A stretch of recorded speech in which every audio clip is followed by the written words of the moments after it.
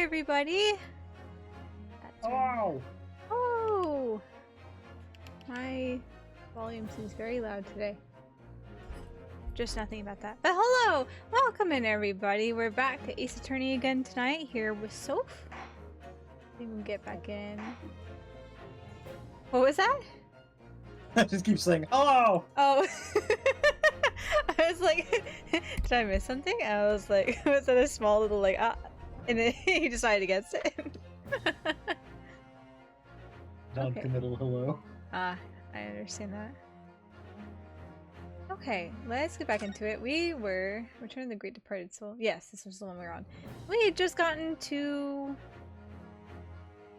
Oh, it's the same music here. I was like, okay, well, hold on a second. But we just gotten to the very beginning. We started just a little bit of the beginning of the trial sequence. So, let's see. Where did we leave off? Tools have been the victim's body. Oh, we're talking about the A screwdriver. What is his name? Andrew? Yeah, that sounds right. Andrew. I think that's what it was. How I remember that after a week, who knows? But I think it was Andrew. Okay, would you like to start us off? Order, order! How do you explain this, Inspector? I don't... Looks as though everything that the victim had on his person moved with him when he was beamed. The screwdriver was still in his chest when the instantaneous kinesis occurred. Obviously, that should have been beamed to the destination as well. You... It's a strange situation. Even though people are saying that this instantaneous kinesis is a scientific impossibility, we're still basing arguments on the assumption that it did actually take place. Alright, time to tighten the screws here. My lord! The prosecution is unable to explain this inconsistency in its argument. We can only conclude that the testimony given in support cannot be relied upon. Are you fucking shitting me? Lord Van Zykes is stumped.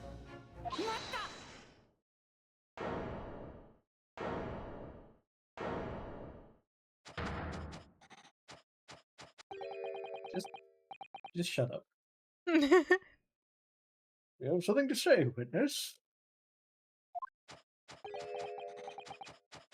Yes, I knew it. It bears out. The equations hold. Mr. Naruhodo, don't worry. About what? Without delving into the details, there's no inconsistency. Just trust me. Even if Andrew had been lodged in Mr. Asman's chest, my trusty tool wouldn't have moved. Andrew remaining on stage is consistent with calculations. What? What?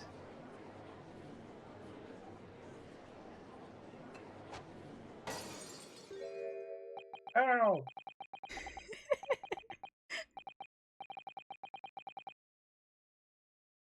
It would seem your illusions have been shattered. Clearly, we should hear the accused's explanation. Or should I say, this brilliant scientist's explanation?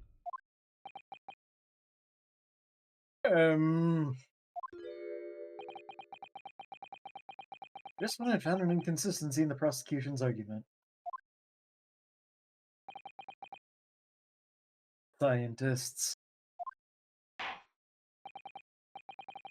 Very well. The defendant will testify again. Provide us with the scientific explanation as to why the inconsistency asserted by the defense fails to hold. In the name of Apollo, I will, my lord. Apollo is disappointed in you. Paul is disappointing. Out of all of the Greek gods depicted here, I don't know if Apollo is the smartest one. For several reasons. For several reasons. To be clear, I'm still at the stage of gathering data in my research. My hypothesis states that kinesis cannot transport metal, though. Hence the metal weapon would have stayed put. In other words, the point just raised by Mr. Naruhodo isn't an inconsistency at all. Mr. Hasman was the patron of my research. Without him, my work wouldn't have been possible. Now I have a duty to protect the incredible machine that we built together.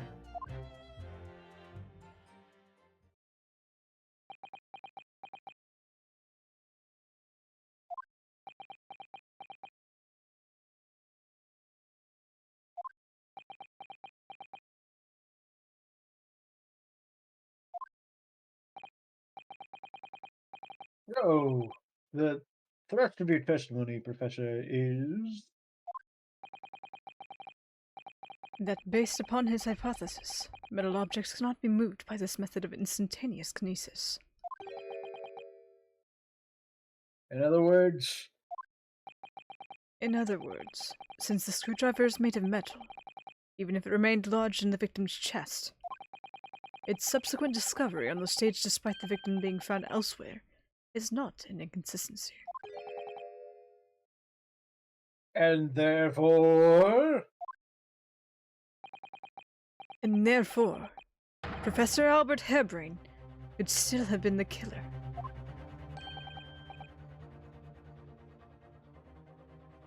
My great hypothesis holds, you see. We had to make the cage... The cage used to contain the subject from wood for that very reason. I was not addressing you, witness. Professor Harebrain. Yes? Whose side are you on here? Side to science! Don't take sides, Mr. Naruhodo. No, no, no.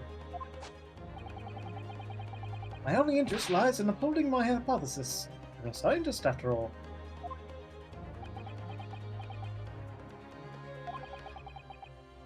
Is he working for us or against us? It's very hard to tell. Let's see how you cross-examine this testimony, my Nipponese friend. Yes, fire away, Mr. Naruhodo.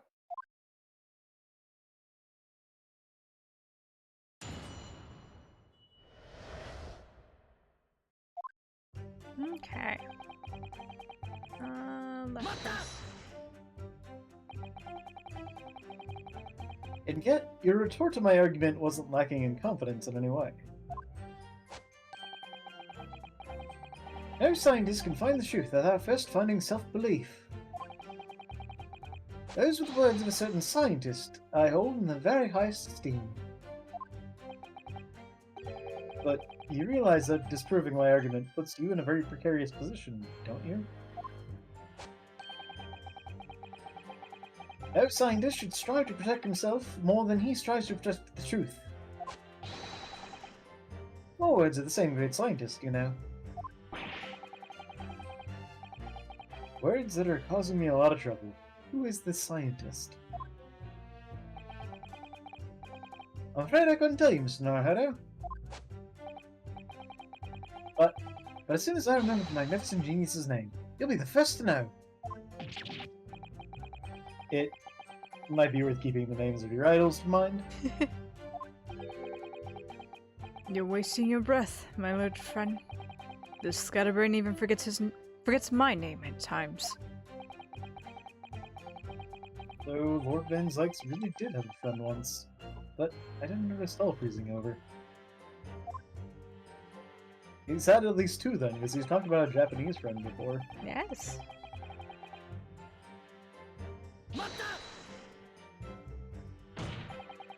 I feel like there might be something metal in the picture, but I don't recall. I had to think about that too. His glasses. I don't know if the glasses count, but What else would it have been made of then? I don't know. It's just Ace Attorney, so I don't know if they'd be like, actually. Actually, we've invented plastic, and he's on the cutting edge of this technology.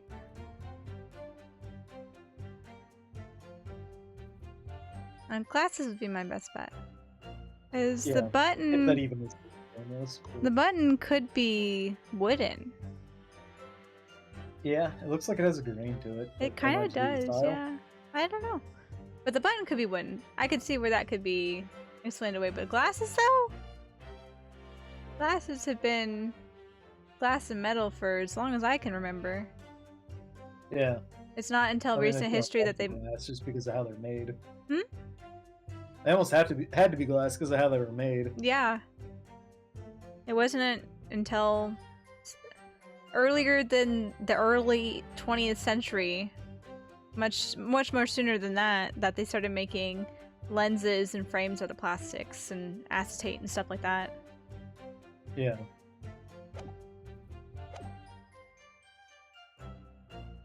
Your hypothesis states it, so this isn't proven yet. No, of course not. It's merely a hypothesis, but a good one, based upon thousands of calculations. But it is widely known that metals can't be decomposed by electrolysis. Yes, of course. So I am right. My hypothesis is clearly correct. What is it about incriminating himself that makes this man so happy? The whole reason that the birdcage is made of wood, you see. Sorry, birdcage? The birdcage. Yes, that's what I call the C. obtusa cage, in which Mr. Asman was placed with kinesis. C. obtusa.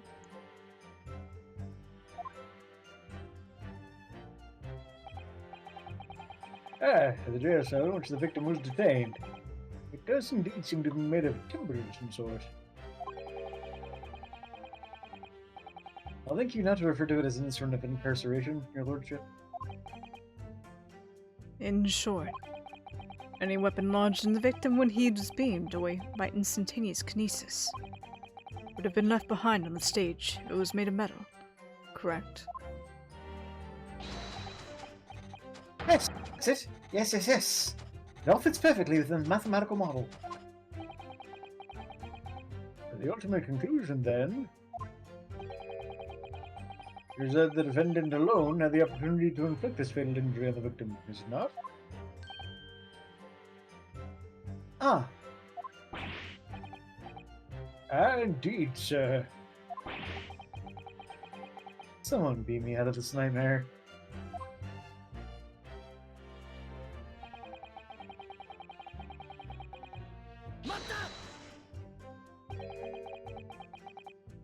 You seem to be pleased by that.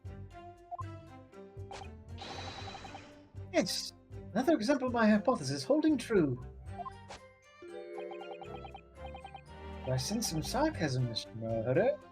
Are you not pleased? No.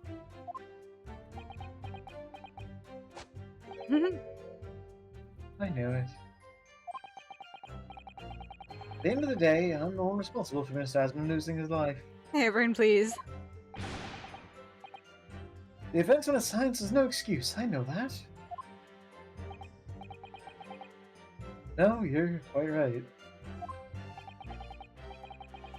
Head of the court, did you have a close relationship with Master Asman? Oh, well, no, not really.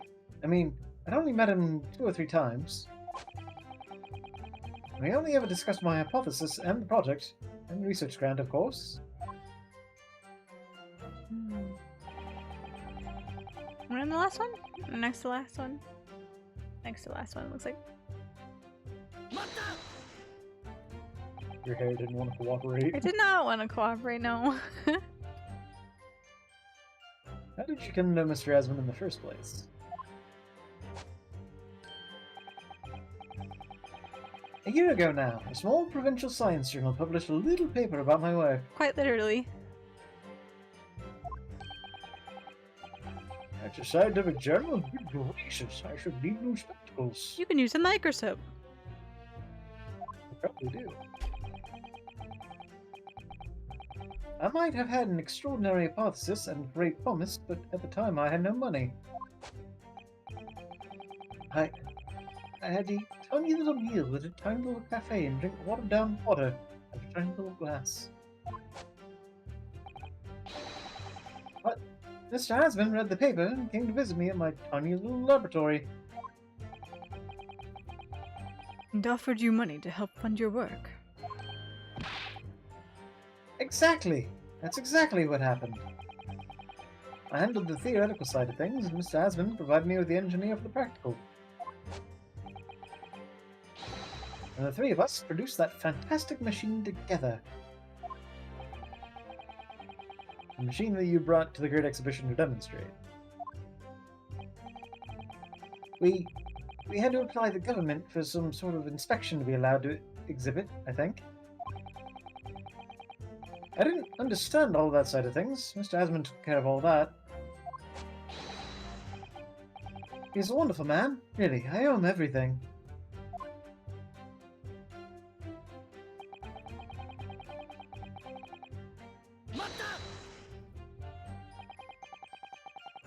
When you say that you built the machine together, does that mean that you were involved in its construction? Yes. Well, not exactly. I'm not good with the practical side of machines myself, but the physical construction was done by an engineer. The murderer. The murderer. No, I don't. Maybe it's just me and my tired brain. And it's been, I think, over a month at this point. A month and a half, something like this at this point, since our initial inspection of things. But I don't remember him talking about a third person. Every time it seems like he talked, it was like, me and Mr. Asmund, this machine that we did, you know, we made come to life together. I feel like he did talk about it once. Perhaps. The remains of your creation now, though, following the explosion. Repair will no doubt be impossible.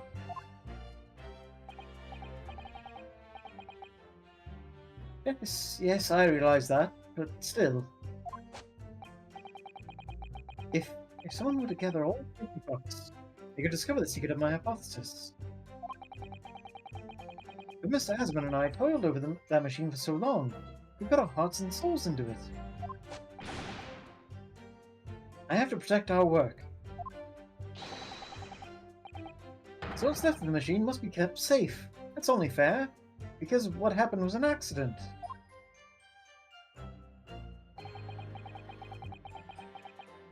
That's the extent of the testimony then. Thank goodness for that. I don't want him doing any more damage. He's already basically proven that he could have been the culprit. But it seems as though he really cares about is defending the hypothesis. Still, I wonder. What if his hypothesis is just fundamentally flawed? What if? What if? Could you imagine that? Could you imagine that being an ink?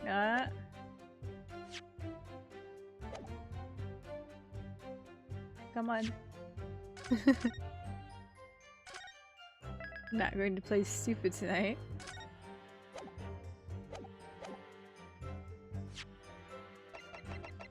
Man, imagine if there was an inconsistency that truly wasn't. Are you kidding? We have to. Can we even examine the photo? would overrule your objection. Hey, no, I refuse.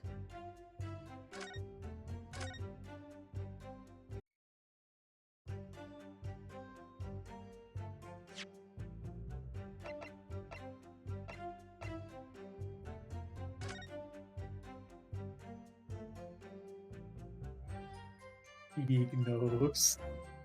Big nose.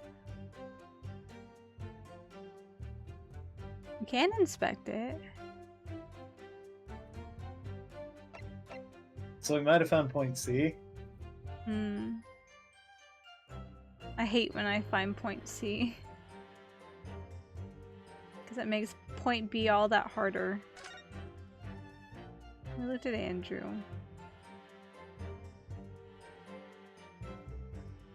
What a funky little screwdriver.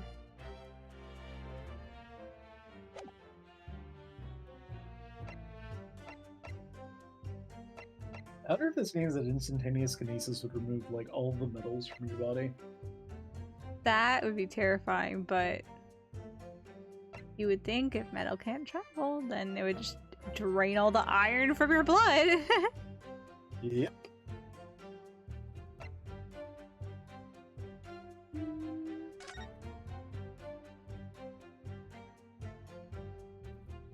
In the comment.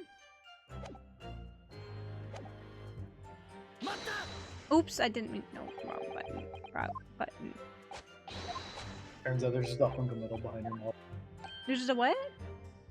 It turns out there's a big hunk of metal right behind your model.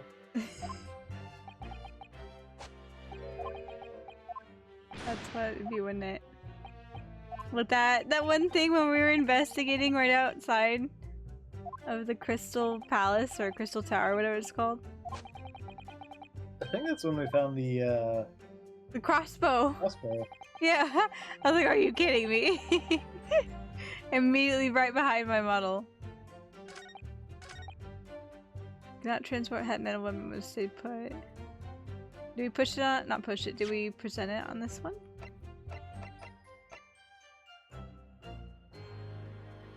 Try it. Yup. I can't say it's an inconsistency on the line that says that it's an inconsistency. Must be specifically about the metal. Yeah. Professor Hairbrain, you say that according to your hypothesis, nothing made of metal can be beamed by instantaneous kinesis using the machine you made. Is that right? Yes, that's right. Spot on. Exactly correct. In that case, I'd ask you to have a look at this photograph that was taken at the scene. In particular, I'd like you to pay attention to the victim's face. It's made of metal. He's a cyborg. You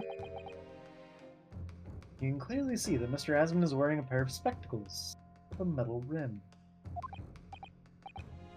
What? Metal? No. Metal can't. That's not. Metal? No! We've already established that the proposed murder weapon, the screwdriver, was found on the stage. However, your hypothesis correctly predicted that outcome. Should have also predicted the metal-rimmed spectacles would be found in the same place. Ah! My hypothesis! My hypothesis! Professor Hairbrain, this isn't easy for me to say. But you're wrong! But your hypothesis is clearly flawed. So did what you go, yo!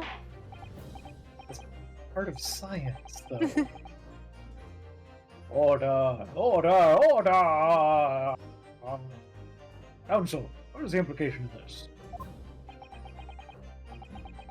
If, on the day in question, the alleged instantaneous kinesis never actually took place, then it's entirely possible that the victim was killed somewhere other than on the stage. And in that case, someone other than the defendant could have been the culprit. But the hypothesis is sound. Not quite. I know your device looks like a big ass megaphone, but come on.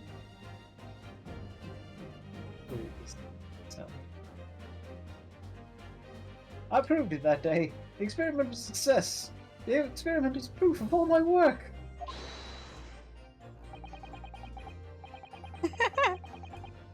Right, oatmeal man. I forgot we had the Quaker Oats man. If I could say something here, my past years as a fellow of the Royal Society. Yes, juror number 4, go ahead. As a man of science, there's one thing I simply cannot abide. That's a fraud who pretends to be a fellow man of science. What? Hey, Scott! What all that's saying is... Are you suggesting my science is suspect? I see scientists in Great Scott and I just go back to the future. Well, I guess he did go back to the 1800s, so... It could technically work? True, yeah. Because that was the premise of 3. It was the premise of 3, wasn't it? Well, it was like the Old West though, wasn't it? I don't know. Yeah, but... If there is a renowned scientist in America, True. and he happened to say Great Scott, then... Perhaps other scientists across the pond would also be like, ah! A great exclamation! If I was thinking, I would have Googled the phrases that he said earlier, and it would have been really funny to find out who the quote-unquote scientist was. Yeah.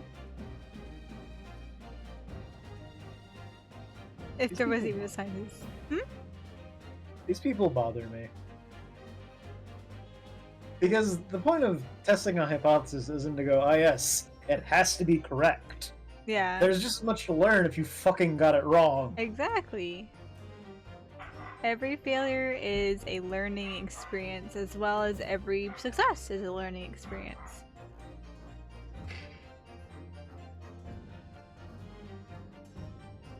Are you suggesting my science is suspect? It has been disproved, hasn't it? And for all of us. Who let you in here with all those things? I don't know. And all those boxes? I know, there's so many boxes in here. Hi, Aspar. Welcome in. Oh. Oh, and so many attorney's badges. So many attorney's badges. In other words, the whole demonstration was complete nonsense from start to finish. Oh man, all of them, aren't we? We're going for all of them. Yeah. Believe me, my fellow jurors, when I tell you that this man is a heel, a bounder, and a fraud. Damn. I say the wreckage of that machine should be stripped down and thoroughly examined. No, never! The machine is the essence of my entire hypothesis. It's protected by the Special Dispensation for Scientific Equipment Act. The SDC. I know, I was just about to say that. See.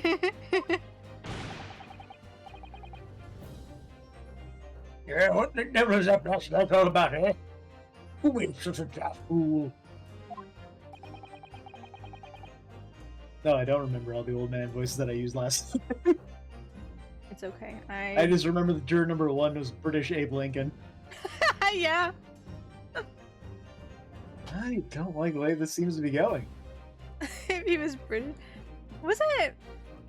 Wasn't Abe Lincoln supposedly noted to be shrill? I feel like Probably. I remember something about that. 'Cause I thought that was just a fun history fact. Cause you look at the man, I wouldn't necessarily pin a shrill voice on Abe Lincoln. He was a very tall man. He was a very tall man. And he had a tall hat to make himself even taller. Yep. What's the best way for me to help the professor?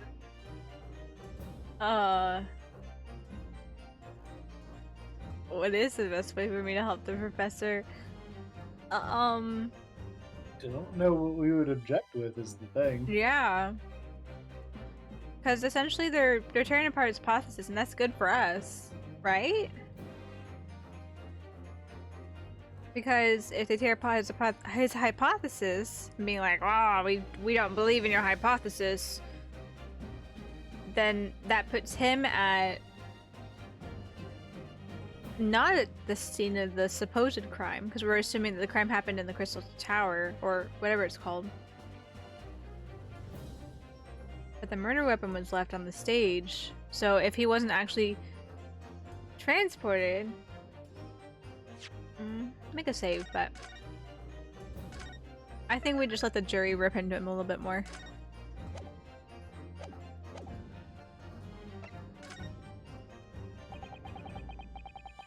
Maybe I should watch and wait for the time being.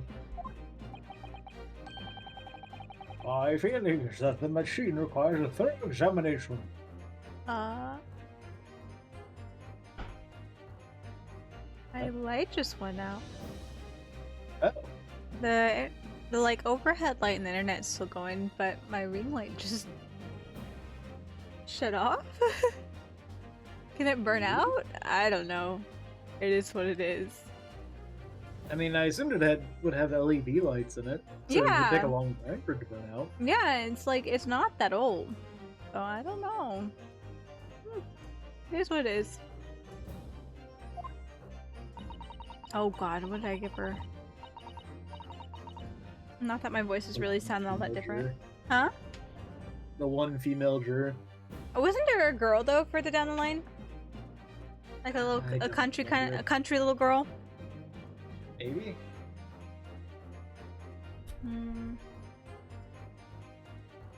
But what about this special dispensation that's been mentioned?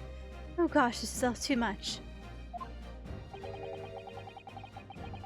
It was determined that the machine itself was the murder weapon. I think you'll find that act won't apply.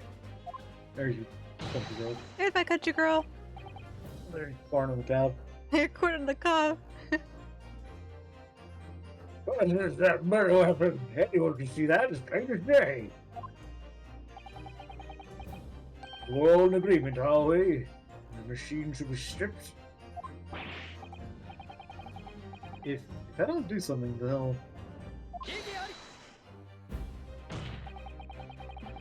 Oh, I guess it just happens either way. I guess so. Professor Hairbrain has yet to perfect his invention. That seemed to be the case, yes. But even so... Even so, what? What's such trouble and expense to create a fake machine to display in public? You had absolutely no reason to do such a thing. He had an obvious reason to do exactly that. For the research grant money. Oh. If the government was foolish enough to deem the man's ridiculous notion plausible, he and his conspirators would have received a handsome sum indeed. Conspirators? What would be the value for such a grant?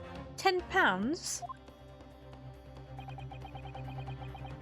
Or an order of magnitude out, madam. £500 a year. Oh, you could live handsome on that much for years. That's a lot of corn, that is. I have noticed an increase in bogus public demonstrations in the field of science recently. And plenty of scientists arguing with each other to get the largest slice of the funding cake. People's greed is plenty motive enough for murder, I assure you. I've done it thrice. Damn. And gotten 3 research grants from it. No. I haven't deceived anyone. Least of all the government. My hypothesis is sound. The science is sound. Please, you must believe me.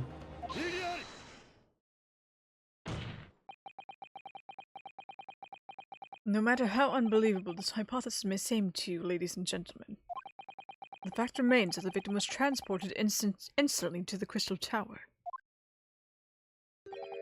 Which means that the experiment was a success. Oh, Billy. And therefore, the only person who could possibly have committed this murder is the accused. Oh. Ah, Barrack.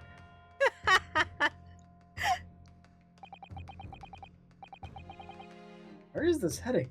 I have no idea. My lord, if I may. Yes, Lord Ben Zykes.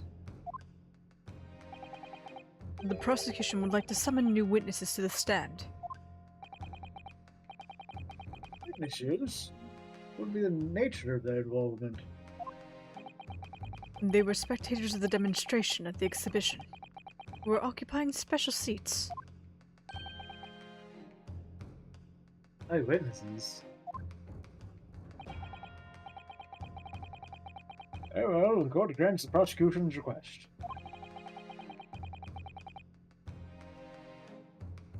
I should very much like to hear from the eyewitnesses in the incident. The prosecution's stance is clear. This experiment was no... Postiche? Postiche? Postiche? That's no one on me. This experiment was no postiche. Something to do with just like being a cover?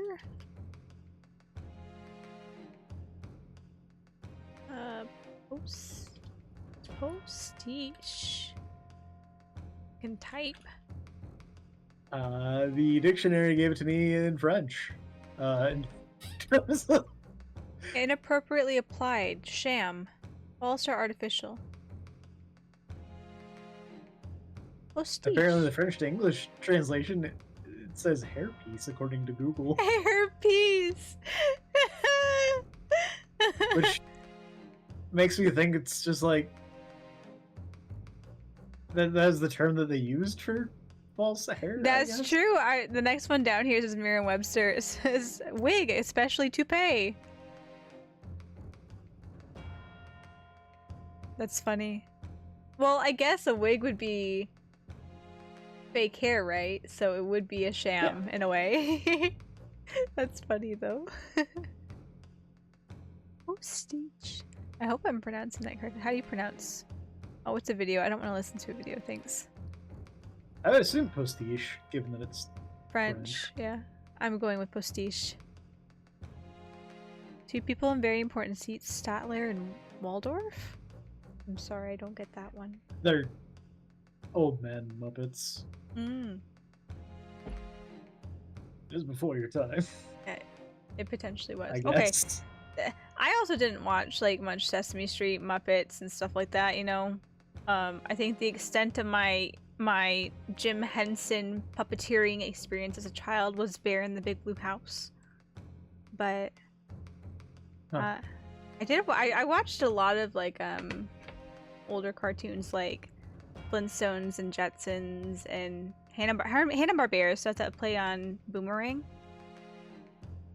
That was a good chunk of my younger childhood.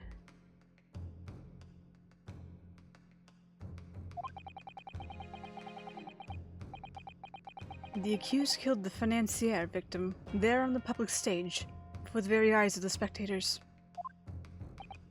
Now, my learned friend.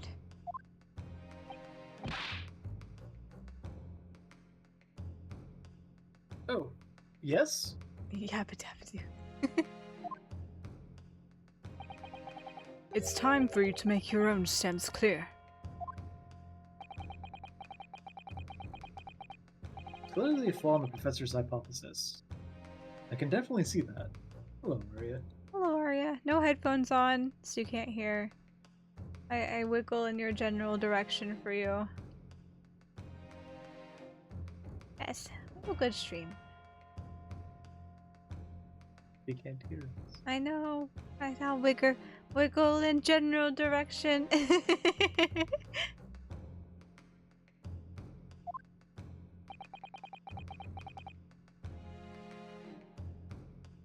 Where does that leave me? We will take a short recess now. Very much time the prosecution will prepare its new witnesses to take the stand.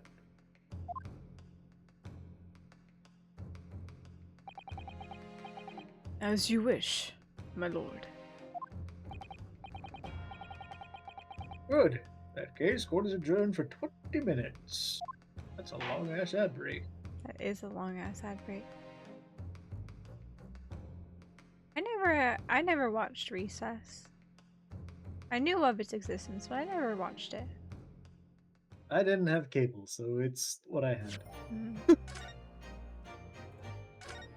No, I feel like there's a lot of things about, like, which I don't dislike. I kind of like the older stuff, to be honest. But between, like, some of the TV shows and music that I grew up listening to, like, I grew up on, my parents like oldies music, so anything from, like, I'd say 50s to 80s was stuff that we listened to mostly in my house. Like, I didn't know anything about, like, regular pop music till I was close to, like, 12, 13. Okay, I did watch Codename Kids Next Door. I did watch that one. I did not see that until I was in high school. I can't tell you what the, like, full plot line of it was, but I do remember watching episodes of that show. Man, you know what? Like, there was sort of an overarching plot line, but it was also very episodic. Yeah, it did feel very episodic for the most part, but I can't remember what the, like, you know how they had, like, the season finales and stuff where they have to kind of make an arc, right, to be like, wrapping up the story. But I don't even remember what those were. But yeah, Codename was one of the ones. You know, I need to go back and, like, sit and dwell. I should do a stream where, like, I talk about and rank the old kids TV shows that I watched when I was younger. That would be a fun stream. Tier list stream. Tier list stream. I've been talking about this because I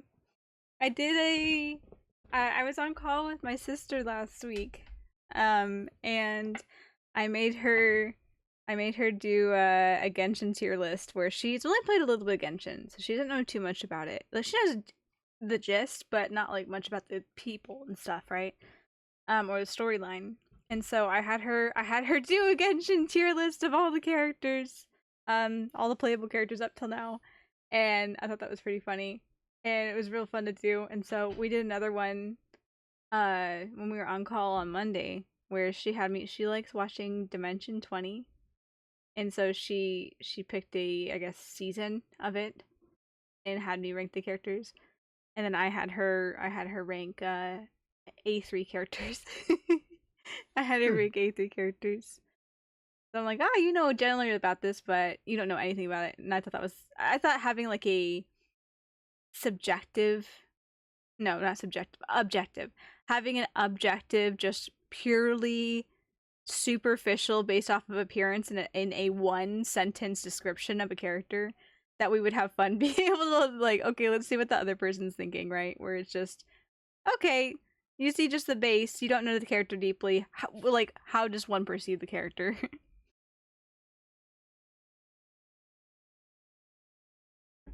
Show us. She has her cache. Just open the page again. You can see it. Show us on Discord. The A3 one? I can show you the A3 one. I took a screenshot and I sent it to Ari the other night. But I don't have the Dimension 21 anymore. That one is gone. Are those the two people? Your Muppets. Yes. Yeah. Show us all of them. I can't show you the Dimension 21, and I don't think I have the Genshin one anymore, to be honest. But I'll share the A3 one. I'll try to remember to do that later. Remake it. Heck, if I know, there was like 70 plus characters, 80 characters in the Genshin one. No way in hell can I do that one. And then the Dimension 21. I honestly can't remember. It was kind of subjective and subjective in the moment. You're smart, you got this. I don't have a photographic memory. That has nothing to do with intelligence. Okay? Has nothing to do with They're intelligence or also different wisdom. kinds of smart, technically. I'm not smart in that way. And after this week, hell if I'm gonna remember what they were, what ranking they were. I trust our archivist. Please don't. Please don't.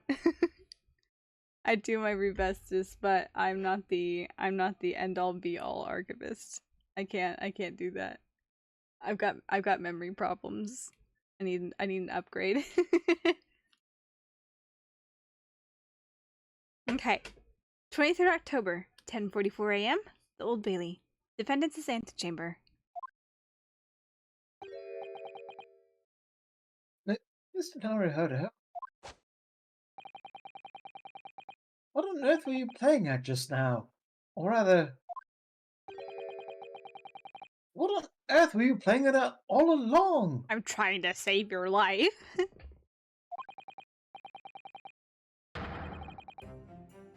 My hypothesis. My amazing hypothesis. You've been picking holes in it from the start. Sorry about that. But you promised me. You said you'd prove that dreaded explosion was an accident, not murder. You said you'd keep my precious invention from falling into anyone else's hands. All you've done so far is try to undermine me.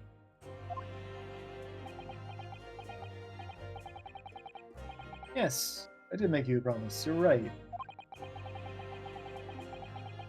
I said I believe in you and fight for your freedom to the very end. But I also told you I was no scientist. I don't understand your hypothesis. I'm stupid!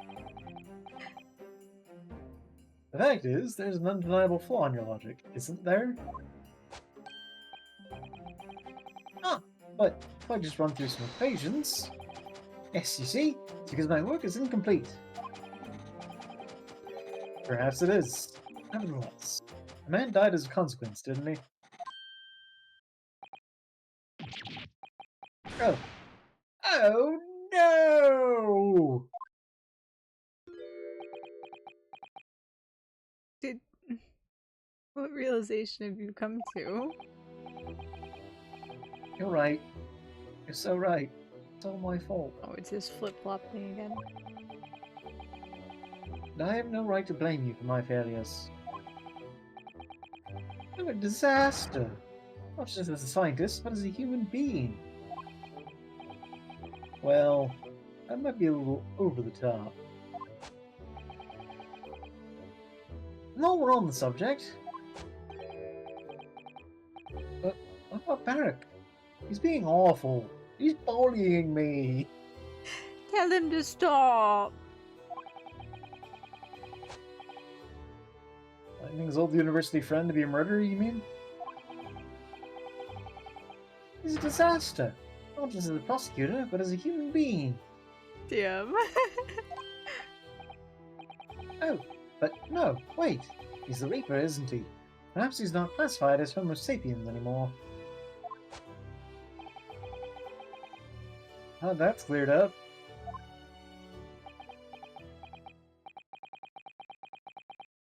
Can I double check something with you? Huh. Yes? What? The machine and demonstration you prepared.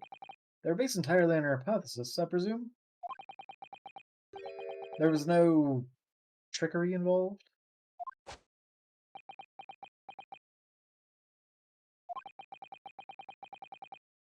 I drew the plans for the machine with my very own hands. Every line was painstakingly drawn from the firm belief that science is the only future. So yes, it's true that my hypothesis hasn't reached maturity yet, but please, Mr. Naruhodo, you must believe in it.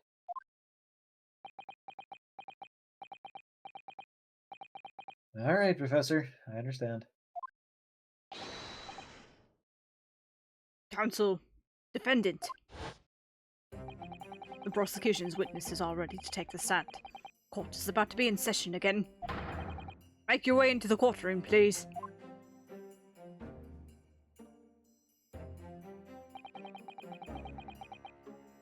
It all hinges on that demonstration.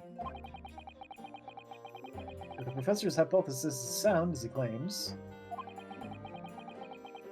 it leaves him as the only person who could possibly have killed the victim. But on the other hand, Mr. Sholmes was adamant.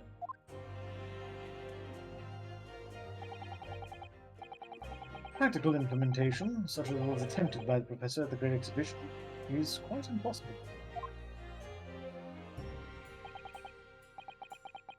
So really, what should I be trying to prove here?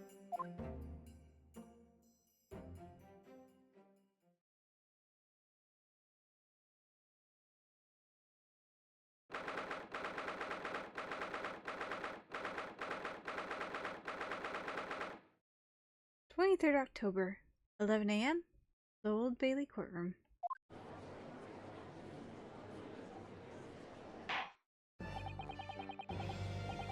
In the name of Her Majesty the Queen, I hereby reconvene the proceedings of this court. Counsels of the defense and prosecution, are you ready for the new witnesses to testify? The prosecution is ready, my lord. As is the defense, my lord. So, Lord Van Jacks, I believe these next witnesses saw the demonstration on the day in question with their own eyes. Indeed, they did. And as luck would have it, one of them is a police detective. So the testimony we are about to hear can be considered highly reliable. Is it Pat and Raleigh? I sure hope not. Perfect. The detective of all people. He's just a patrolman. That's true. Well, what, he might have been Well, promoted. yeah, maybe he did get promoted. No, probably not, given that, you know, he moved a body. Yeah. Probably not. The prosecution's stance remains unchanged. Though it ended in tragedy, the demonstration on the day in question was scientifically sound. And consequently, the sole person with the opportunity to have committed this act of murder is the only other individual to have been present on the stage at the time, the accused. Thank you, counsel. The prosecution's position is clear. So bring forth the witnesses now. Bailiff, show the witnesses in. But before we show our witnesses in, we are hitting the top of our hour here. So it's time to take an hourly ad break to keep pre-roll ads off for you guys. If you'll hang tight here real quick, we will be right back after this ad break. Hang tight.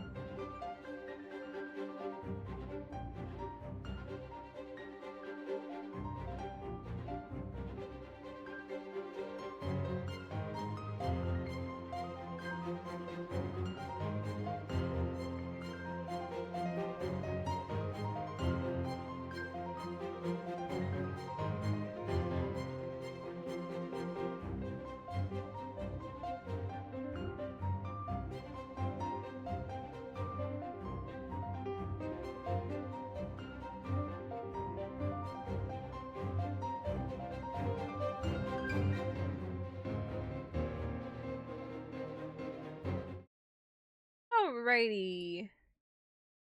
These eyewitnesses are worth the wait. I sure hope they're worth the wait for y'all. Let's see who we are about to meet. Thanks for the celebrate, guys. I feel Boxes. thoroughly pummeled. With boxes straight to the noggin. The witnesses whose proximity to the incident on the day in question will clarify the truth unequivocally.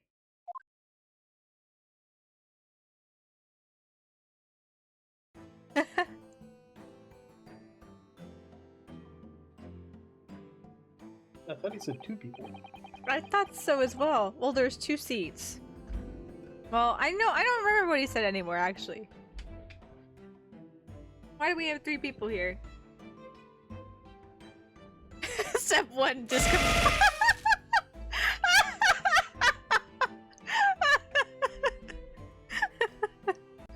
Perfect. Step 1 complete.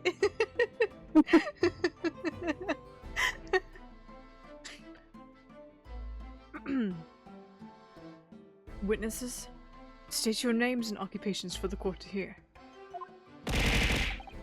Yep, step 2 discombobulate. Beautiful.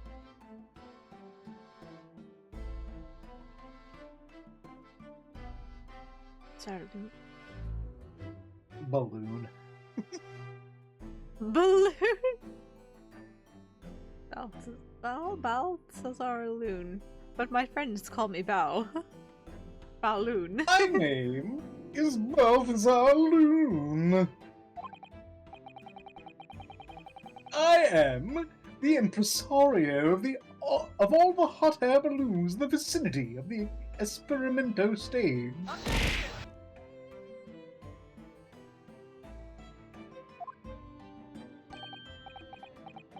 Oh god.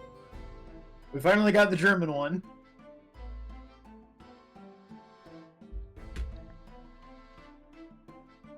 How do I go about this? At least, okay, hopefully the phrasing of like spelling goes hand in hand with like how it's Avoid the glitch. Thanks, Asfar. I will say it's probably pronounced Wilhelm.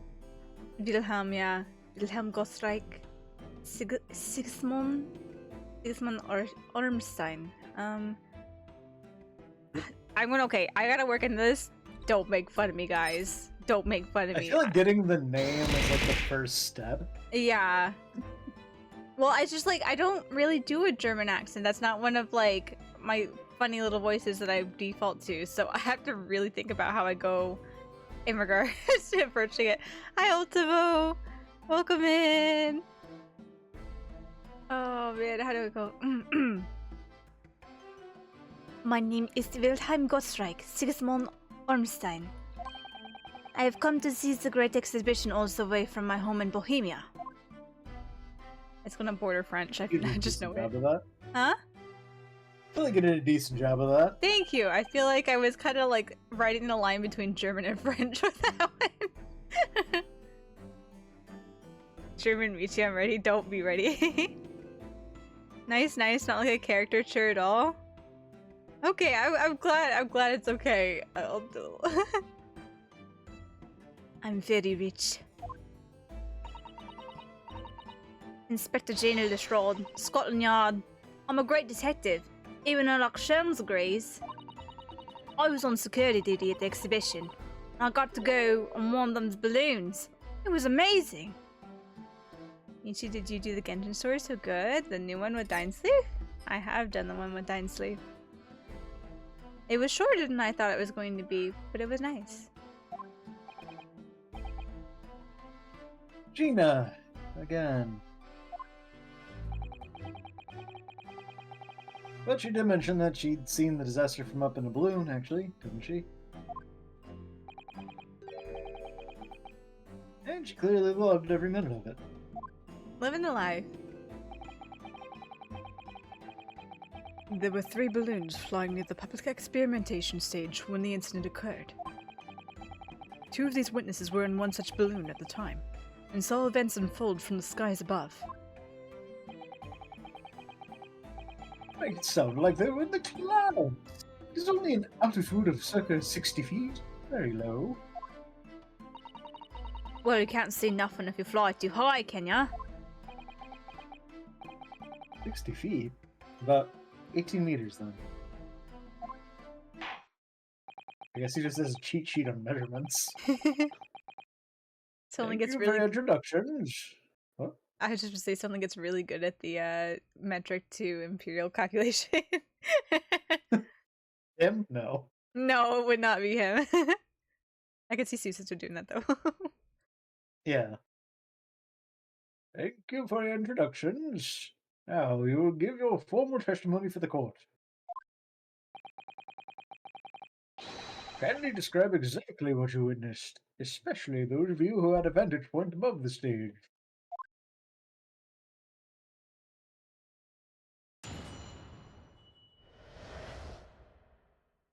The view from 60 feet up. It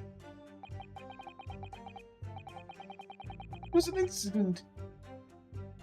This man's probably French, isn't he? I think so, especially I was looking at the loon and thinking about it, and I'm like, Like, I was thinking it, and then I saw him say... Not French, though. Is it French? In Terrible. I don't... Terrible. He's Italian. Italian. I could see that. I was about to say, because I'm like, it feels like it has kind of a like Latin feel to the words. I'm like, I wouldn't necessarily say Spanish, but Italian feels right. I mean, all of these characters are going to have a Latin feel to their words because that was the origins. That's... Well, Germanic is separate. But... Well, sorry, Italians.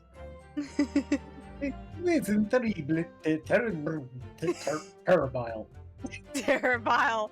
I just looked at the word and I don't know how to pronounce it because it didn't give me a pronunciation guide. Terrible? Terrible? Terribile? terribile. There we go. There we go. It was an incident terrible. I am only grateful that my balloons were not damaged.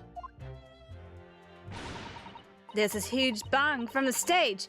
Next section, another bang in the sky beside us. And from amid the smoke, a cage appeared out of nowhere. The cage, it fell from the sky like a stone and crashed into the crystal tower.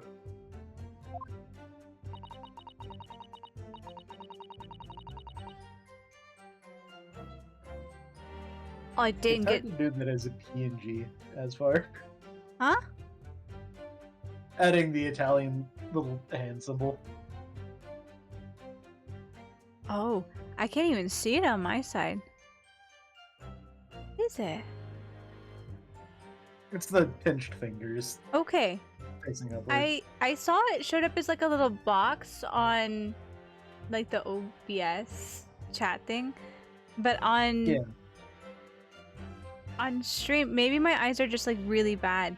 But like the stream chat, it's just like a white circle with, I don't know, it does not look like the pinched hand fingers, you know, the pinched hand thing. To be like a mamma mia, you know? My balloons are al dente. My balloons are al dente. I didn't get a good look inside the cage, but no one went near it after it crashed into the tower.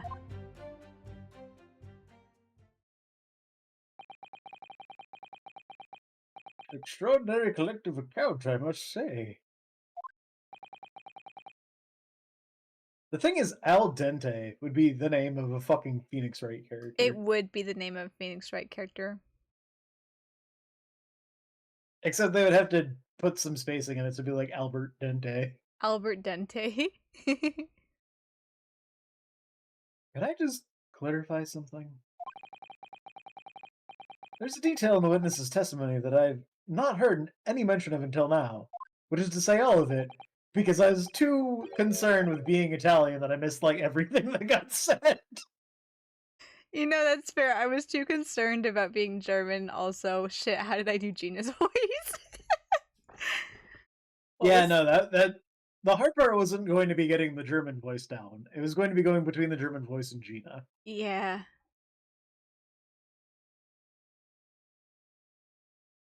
Specifically that there were 2 explosions? There were. Mm. More precisely, 2 explosions in 2 separate places. Yes.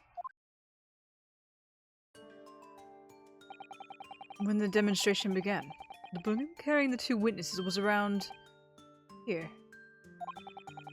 There were other balloons in the air nearby at the time, carrying other passengers as well, to be clear.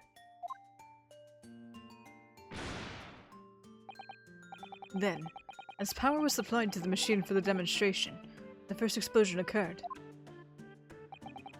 The so-called bird cage that contained the victim disappeared from the stage, and a moment later, the second explosion occurred, directly adjacent to the balloon carrying the witnesses. The bird cage appeared at the site of the explosion, subsequently to plummet down into the crystal tower. I was very surprised. Suddenly a cage appeared before my eyes with a person inside. That was more British. Yeah. The blast was so hot, but I don't want to miss a thing, so I kept my eyes wide.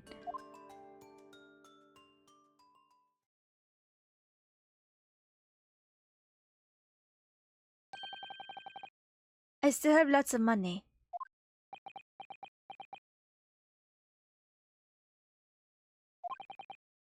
Could say he's got a lot of money. Wait. Precisely who is this curious infant? Who is this sassy lost child?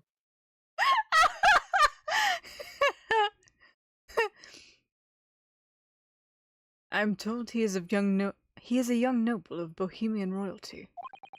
Apparently, he disguised himself in order to steal unnoticed into the Great Exhibition. Yeah, I'm here in London as a sightseeing trip with my elementary school. We will have the benefit of a child's point of view in the testimony. Do we really need that?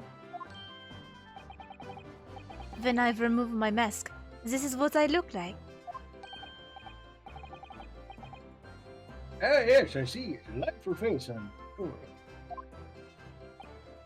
Yeah, everybody says so. You look like tiny German Gina. Great disguise, then. The point is, the testimony of these witnesses further substantiates the fact of the court. Namely, that despite ending in an explosion, instantaneous kinesis was successfully demonstrated. And furthermore, that until the arrival of the police, no one approached the Crystal Tower where the victim fell. Therefore, only the accused, who was Mr. Asman on the stage, who was with Mr. the accused, Mr. Asman, who was with Mr. Asman on the stage, could possibly have committed the murder. Yes, thank you, counsel. The prosecution's view on the matter are quite clear. So, the defense's cross-examination now, please. Yes, my lord.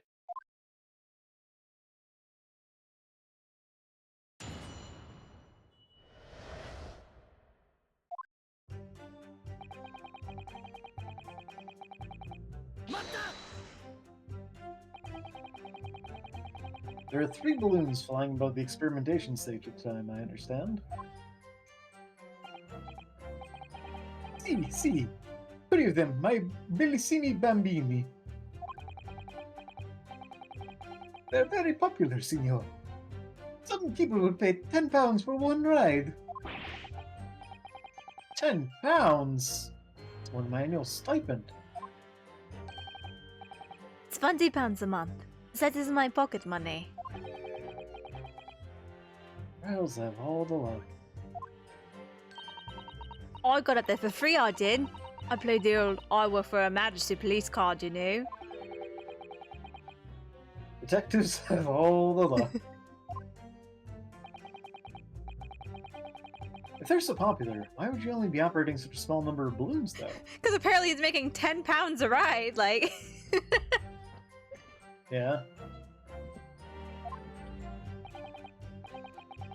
Because if I have too many in the skies, they could crash into each other. The operators for the balloons were decided by lots, with each operator manning a particular area. See, and the zone above the public experimentation stage is the most profitable. The other impresarios, they hate me. Thank you, witness. Giving the court is the clear picture of the arrangements for balloon rides of the exhibition. Perhaps we could hear more about what you actually witnessed to the incident. Right, I can tell you in there, my lord.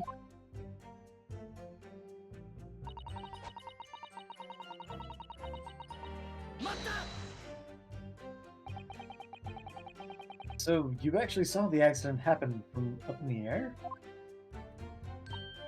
Yup, isn't it amazing what a detective gets to do, eh? I'm telling you, Odo, being a lawyer's a mug's game. You should join the force and we can go flying together. You know me so well. Yes, well, anyway, could you tell us exactly what you saw, do you think? Everything. We saw everything because we were up above it all. A dodgy cove climbing into that cage, and that dodgy professor pulling all them levers. And that's when it happened. That's when there was that massive bang, and the cage disappeared. Just like that. Are you describing the moment the subject's body was decomposed by electricity, I believe? I didn't know what to make of it. But then there was another bang, right in my ear. I looked around, and there was a huge great fireball right next to us in the sky. And there was nothing there before. Oh? You bite your thumb at me. Master Gotts, Does your memory of the day differ?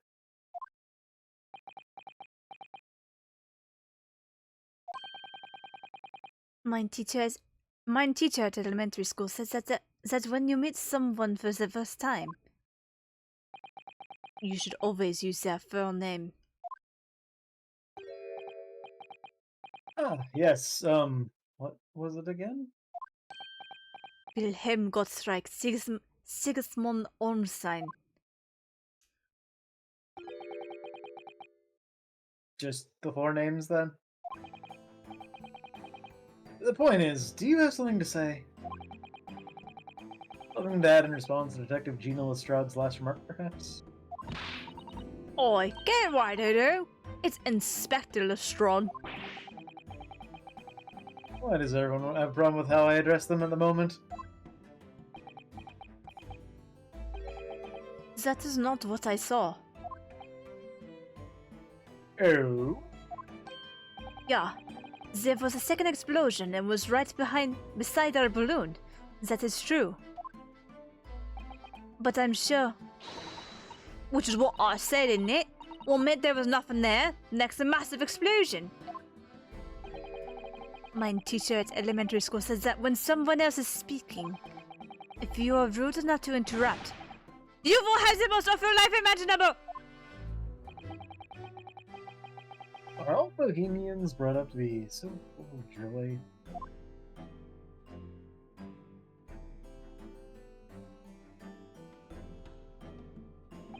Where do you get all these balloons?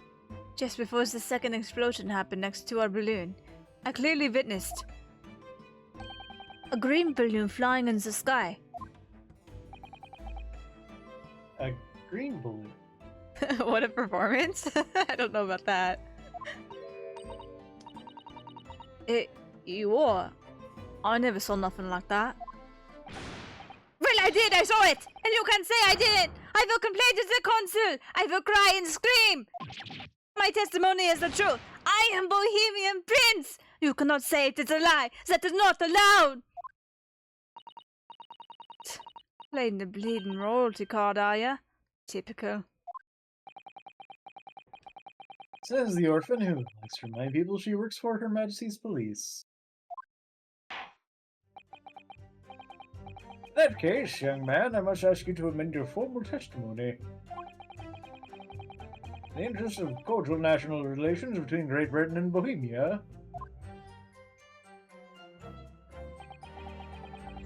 It was not the sky that exploded. It was a green balloon that was next to us at the time. a green balloon, you say? Are you sure about that?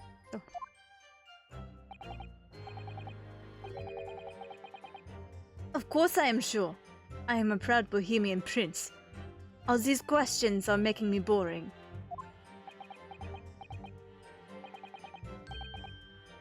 I think you mean bored? English is very annoying. The language of my countrymen is far superior. Caso, it is very wrong to lie. Lie? Flying balloons never explode. The same reason the planets never explode. It is logico. Hmm. He's saying that doesn't mean logical. If you insult me, you insult all of Bohemia. But I... I will have the army come and shoot all of your stupid balloons out of the sky! All of them! German kid. I'm sorry, what was that? German kid. Here you are, your highness.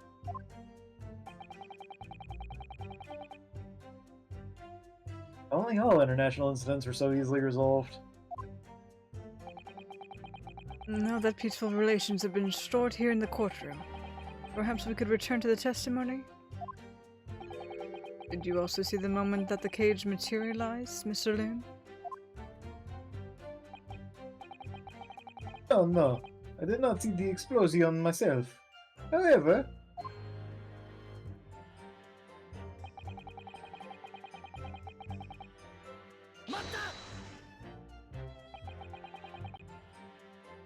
Did you see that actually happen? No, in reality I did not. So after it hit the tower, there was a grand confusion around the stage. I ran to see what had happened. I was terrorized by the idea that one of my balloons had crashed. I suppose they are his livelihood. But I looked up to the sky. All my precious balloons were still there. I saw it though. I saw it slam into the tower. After all, I am a detective now.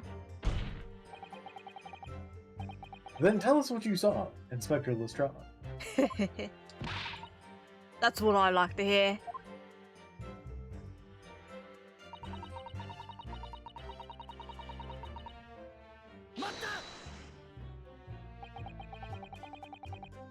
Was it you who gave the order to keep people away?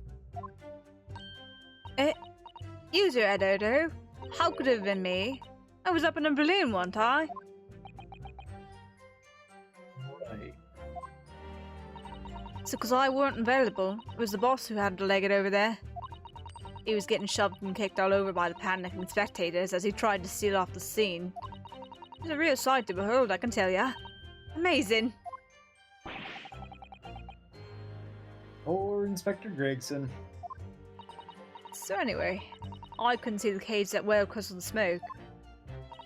And I didn't really want to see, to be honest. I was scared out of my wits. Keep it together, Inspector. Stephen really is asserting that the demonstration was genuine. What if it was actually some kind of switch-around trick instead? That would mean that the victim was never actually on stage in the first place.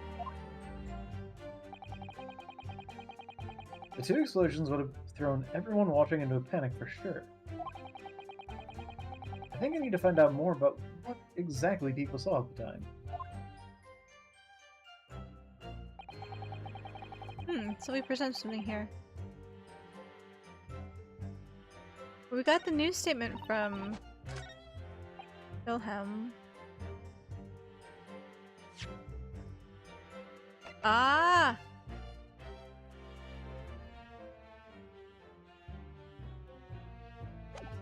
Here, I'll make it say. Just in case.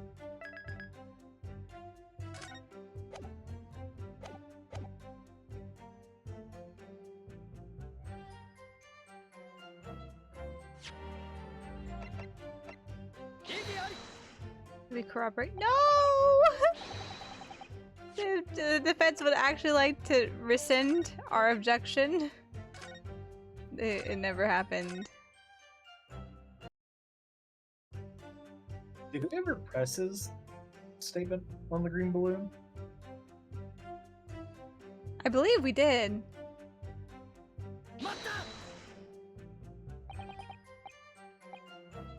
You sure about that? I think we did. Yep. Making me boring.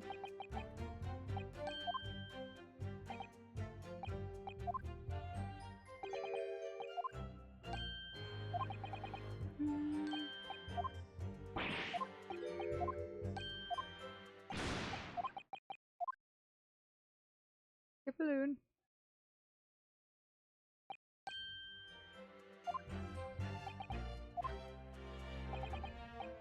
Okay. Cage.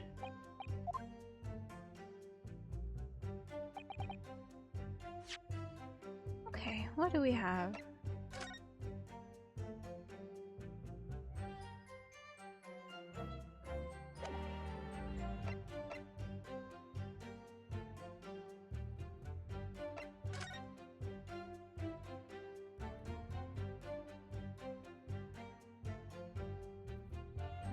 It was lit up a minute ago.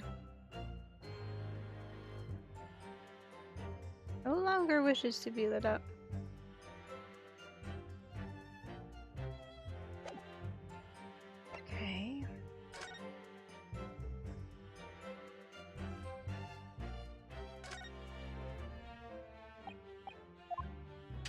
Up.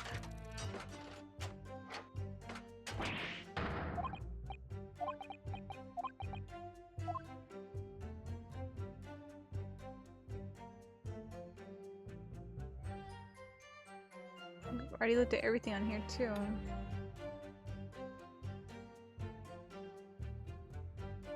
Can't conveniently be stamped with some sort of emblem or monogram. That would be super duper.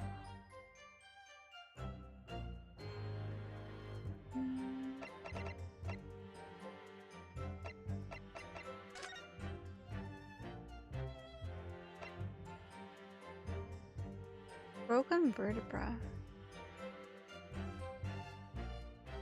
Impact after a sudden fall from considerable height. Wound to the chest appears the heart inflicted by a sharp implement.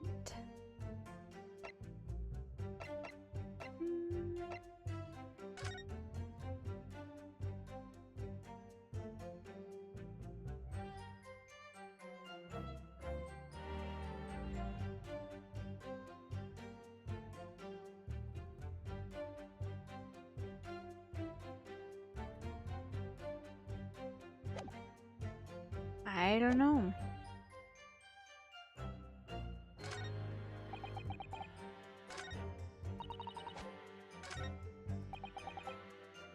Beautiful balloons were not damaged. Huge bang from the stage, another bang from the sky. It was not the sky, it was a green balloon. Unless you gotta like press one of the first two statements again, because reasons. Right, that. Let's see.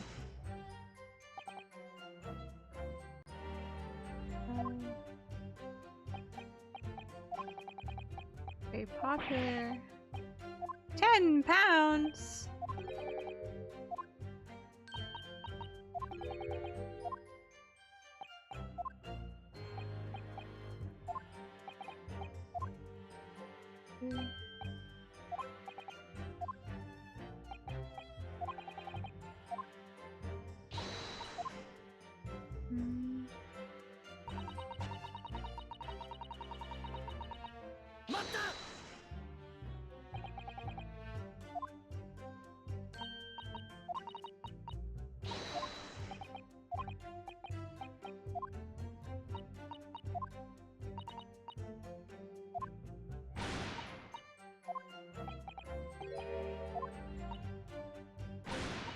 Moving right in the air.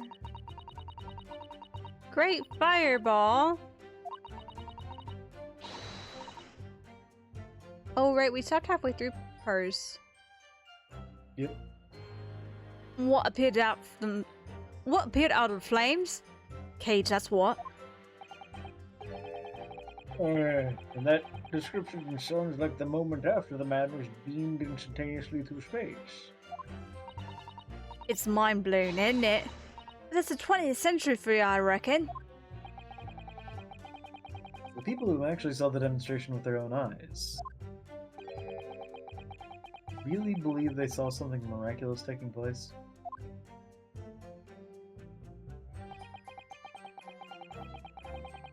It was a green balloon that was in next to ours at the time.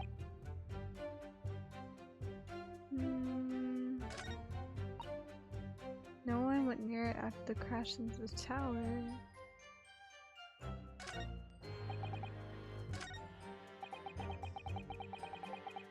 It's a green balloon. Same dialogue.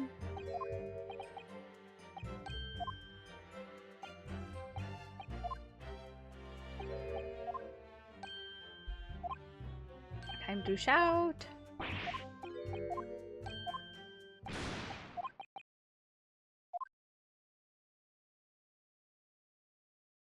And balloon. Man's making so much money today. I know this man's making bank on a bit of string, rubber, and helium.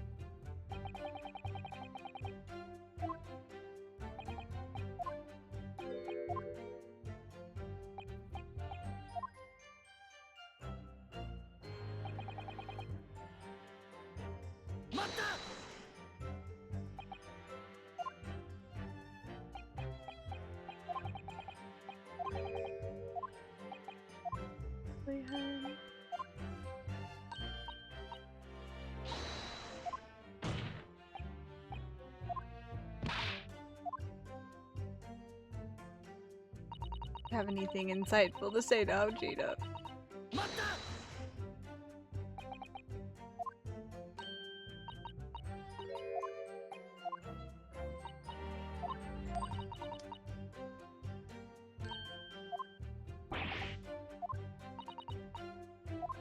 Smoke. That's it. Switch around trick instead. They were actually on a stage in the first place. How do we assert that though?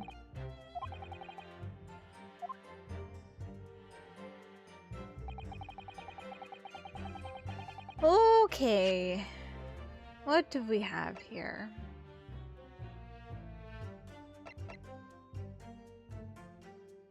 Act with rubber that was found in the experimentation stage of the exhibition grounds. Scorch marks at the edges.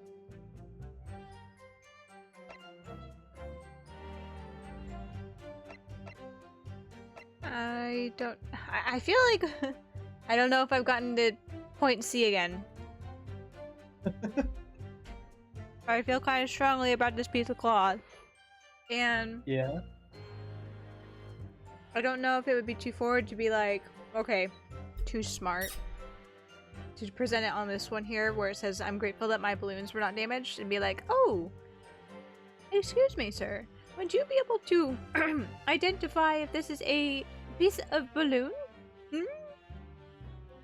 I mean, that was kind of my thought. Yeah, but we've also been smacked on the hand for assumptions like that, so. Yeah. I'll make a save and we'll try.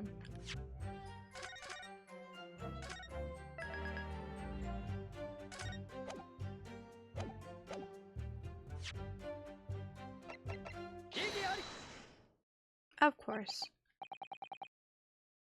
Mr. Loon, in your testimony, you said that all three of the balloons you had operating at the time were undamaged. See, that is correct. If they had been caught in the explosiones, it would have been terrible. I wonder if you might know what this is. Ah, I think it may be. See, part of a balloon. A burnt piece of the fabric of the envelope. Sorry, the envelope? Pardon. It is the large round part of the balloon which becomes filled with hot air. It is made from very thick fabric lined with rubber. You do not want it to rip when you are in the sky. Just as I thought. This piece of cloth was found near the experimentation stage. In other words, as Mr. Gotts testified, the green balloon did indeed explode that day. Eh? If all the balloons in the sky above the experimentation stage belong to you, Mr. Loon, then your statement that they were all undamaged clearly contradicts the evidence. You're the murderer! Plot twist.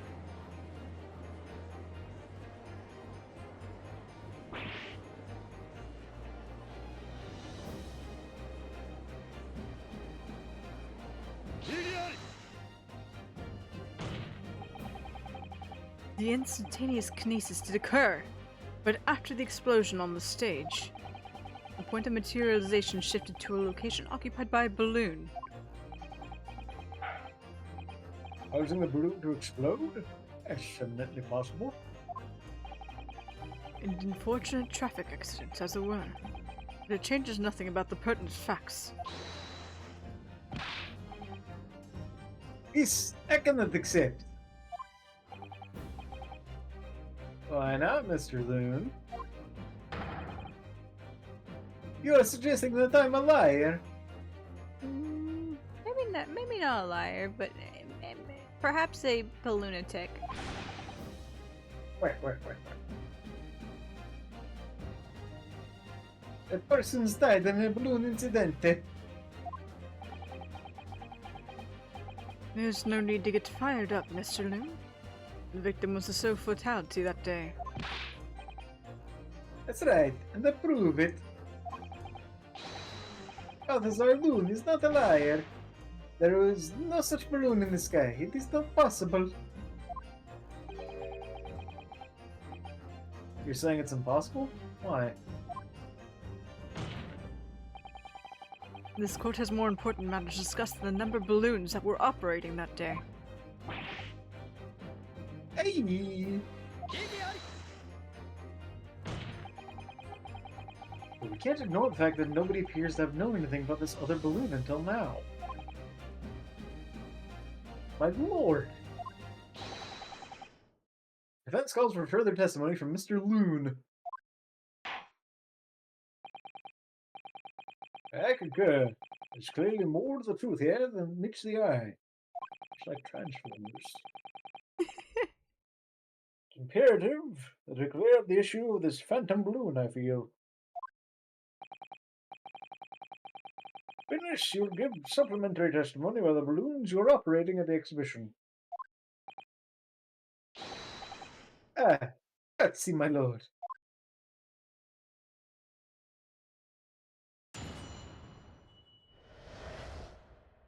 Mr. Loon's balloons.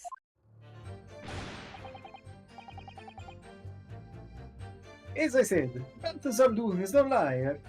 Every balloon I had in the sky landed safely. All three of my balloons were carrying passengers.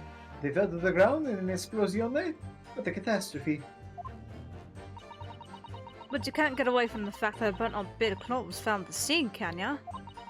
The coppers of the all reckon it was probably some debris thrown from the explosion on the stage.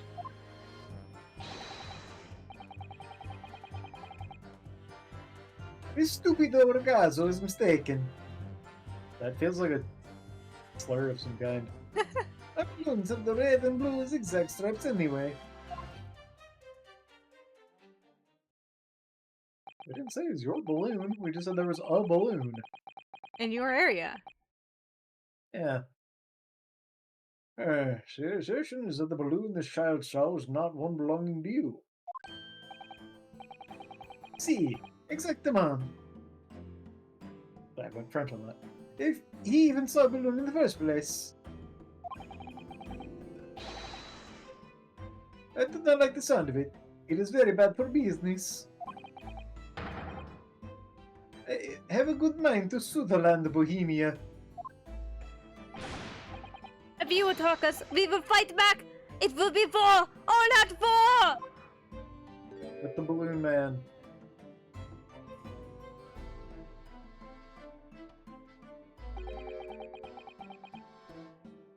What happened to All Out War?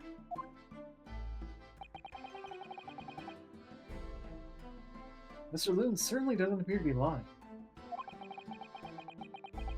That doesn't change the fact that the testimony and evidence are contradictory here. If the defense is unable to find fault with the witness's statements, the court must consider them the truth. Think long and hard on that, my learned friend. The situation has clearly changed now. I have to get to the bottom of what happened here, no matter what it takes. Counsel, you may now cross-examine the witnesses.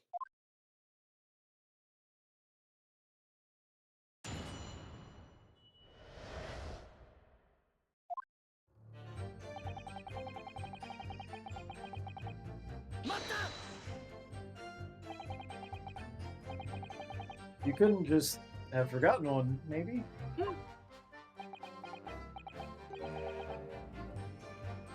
Signor. I might not know this if I was given 100 lentils and one was missing. But, we're talking about 3 enormous balloons. Do you believe believe I can make a mistake about something so grande and expensive.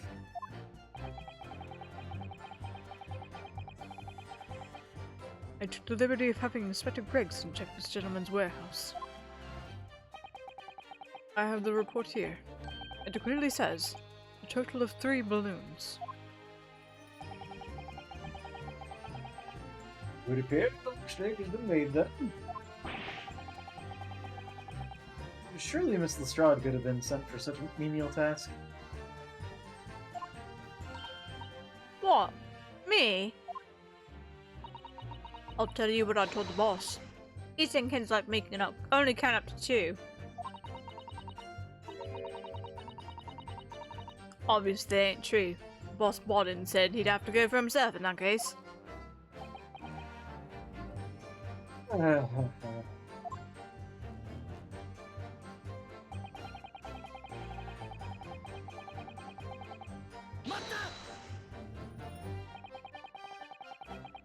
It would be quite a catastrophe if they fell to the ground for any reason, I think. On that note, Mr. Loon, tell me, what is it that keeps these balloons in the sky? Io un idiota! Sorry? It is like asking why does a candle burn bright? It burns bright because it burns bright. The balloon flies because it flies. What else? Well, That must be Italian for I don't know. There are 2 types of flying balloons. Hot air balloons and gas balloons.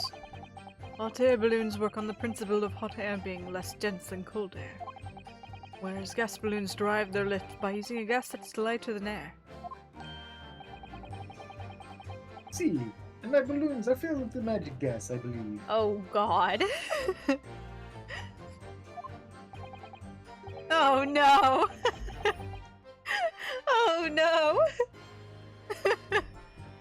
When did the Hindenburg happen again? After this, I think. Hydrogen. Lighter than air, but highly explosive. Good lord! I do not permit smoking of the cigarettes in any of my balloons. Magic gas does not like fire. Likes a little too well, actually. Even a small spark of static electricity can cause the entire balloon to explode.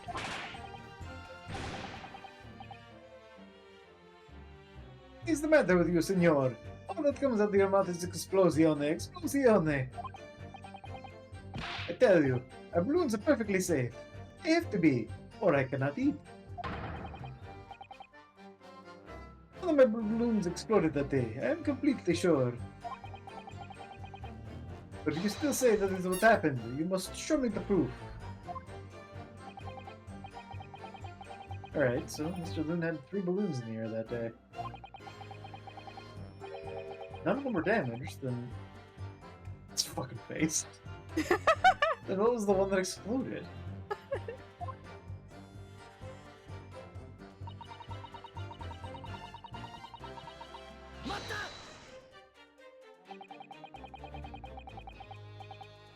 I'm surprised to find a piece of fabric still at the scene, actually. Didn't you search the area surrounding the stage for clues? Nah. I'm not into picking stuff up off the ground, me. Always works out way better to dive into people's pockets instead. Not much going to your career path. Mind you, the boss was on his... the boss was on his hands and knees picking up all kinds of rubbish from the floor. Thing is though, the cage went crashing into the Crystal Tower, didn't it? So that's where most of the investigate was going on. Even so, I would have thought someone from Scotland Yard would have gathered it up as evidence. Cool. Listen to you. You stumble across a bit of balloon and suddenly you're the best investigator in the world. Well, I mean... Pardon? Well, you ain't got a badge, have ya? Like this one. I could arrest you with this if I wanted to. I wouldn't put it past her. Come to think of it, there was talk of some sculpture on the ground in the meeting we had about the investigation.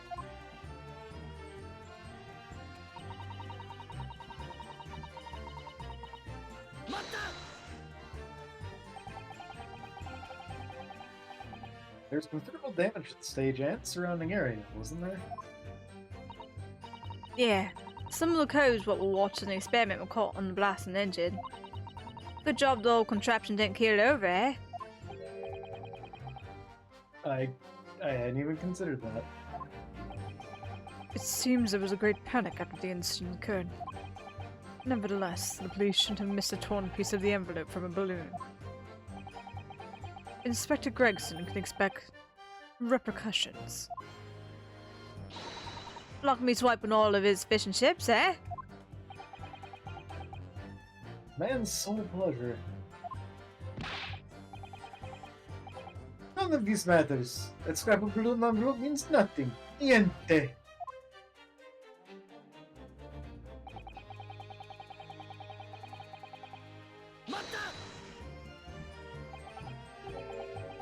You mean the color is wrong? Si, senor. I do not have any green balloons in my warehouse. Because it exploded. And yet, a piece of green cloth was found at the scene. And it's unmistakably from a balloon. Well, I do not know how that can be. Why are you sweating? For the sake of argument, let's say that a green balloon did explode above the stage. You couldn't therefore conclude that it happened on the day in question. Why not? There have been recreational balloon flights over Hyde Park operating from before the Great Exhibition. One could have exploded on some earlier date.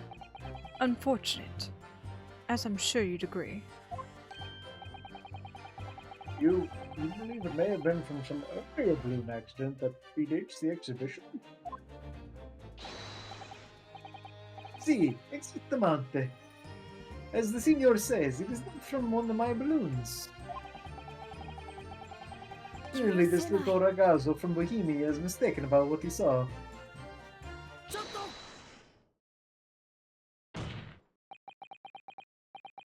Is something wrong, Master Gotts? It's Master Wilhelm Gottfried Sigismund Ormstein! It was on the tip of my tongue. Yeah, something's very wrong. I know what I saw. There was a green balloon there. I swear it. I swear all over Bohemia. You can speak as much bad language as you like, but it changes nothing.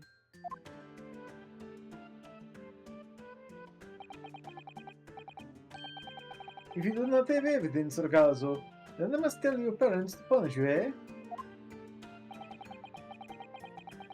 Perhaps we'll let the judge decide when it comes to punishments. Evidence. What is this evidence? To give a simple example, young man.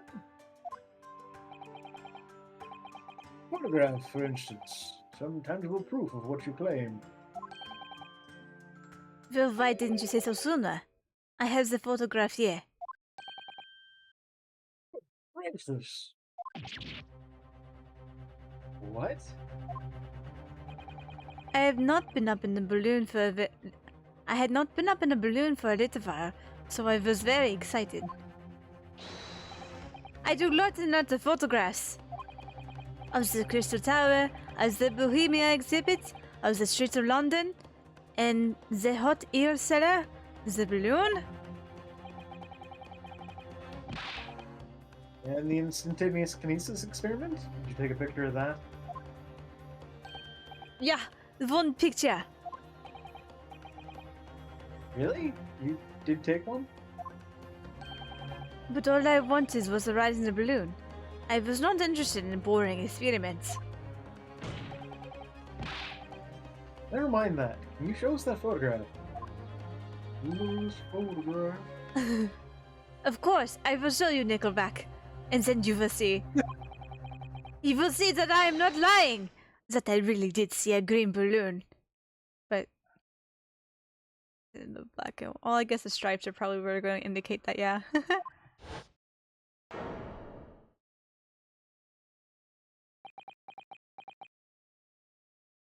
Huh.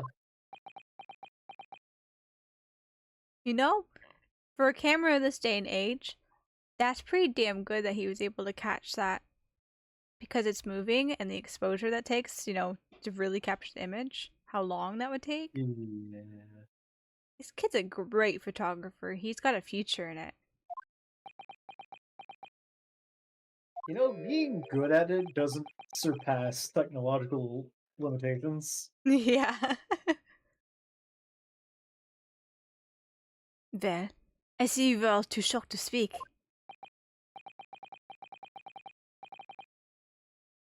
Yes, I think shocked is indeed the word, young man. Yeah, perhaps you cannot see that it was a green balloon from this photograph, but... But that is not my fault! This is the fault of the stupid person who made the camera! Wah! Wah!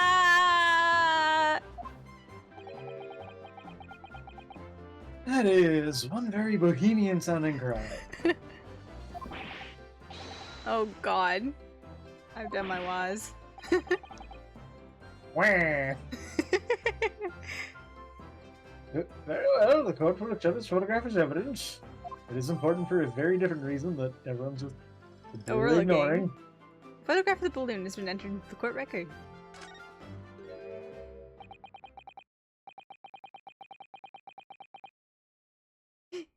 It's not my fault.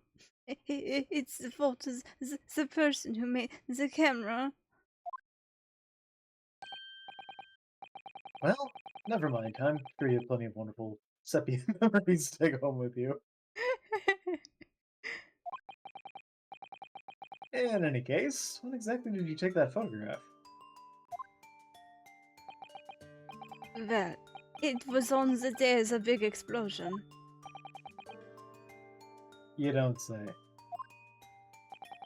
When I pressed the shutter release, there was this very loud bang, and the hot wind rushed over my face. That means this photograph was taken a split second before the explosion occurred. Well, if you ask me, this black and white photograph changes nothing. Changes everything. Ho ho ho. I could not give the flying fig.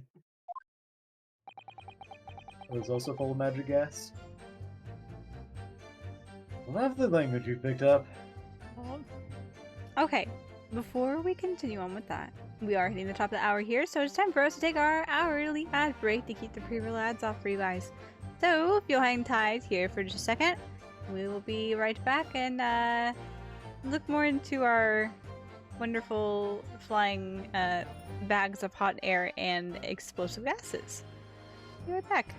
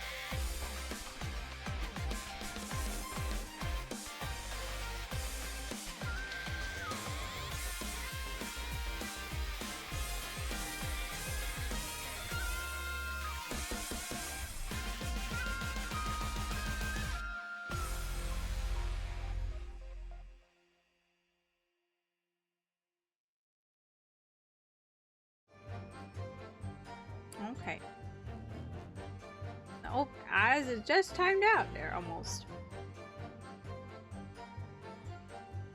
Thanks for the celebrate, Soph. Yeah.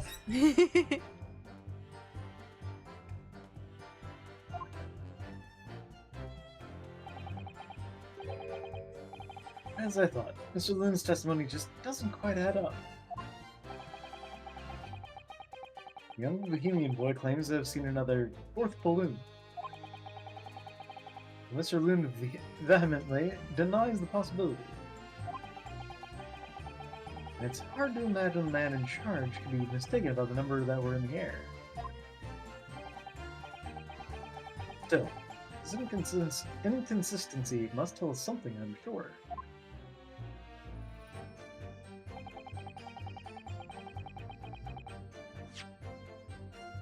Does it show the cage hanging from the balloon? No. It does show something from the crowd getting fired at the balloon, though. Yeah? It does indeed. Is that not what you noticed before? You know, honestly, I was looking at it and I noticed the lack of stripes first. And I moved on. Oh. Yeah, no, the bolt from the blue, as it were, was the only Mhm. thing that I saw. See, that's why we stream Ace Attorney together. We see both halves of the situation.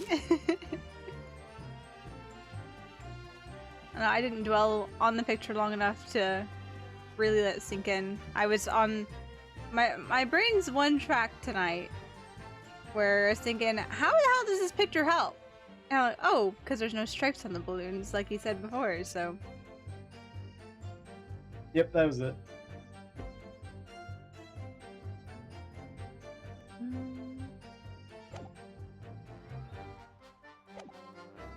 And this guy safely.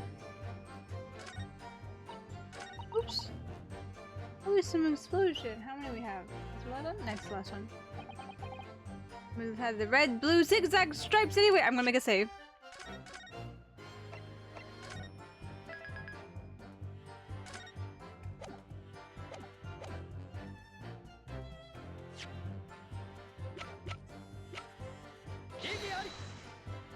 Are you kidding?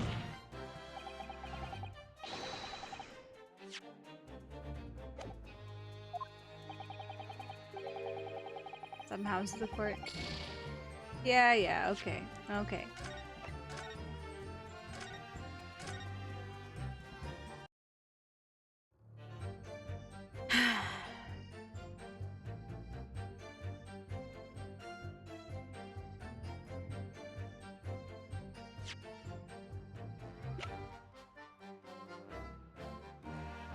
Green was exploded moments after he got shot.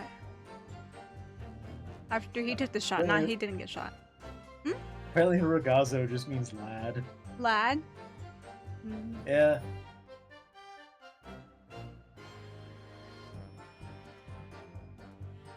The red, blue, zigzag stripes anyway. How does this picture... The picture's not angled up high enough to see whether or not there even is a zigzag, I guess. in my opinion.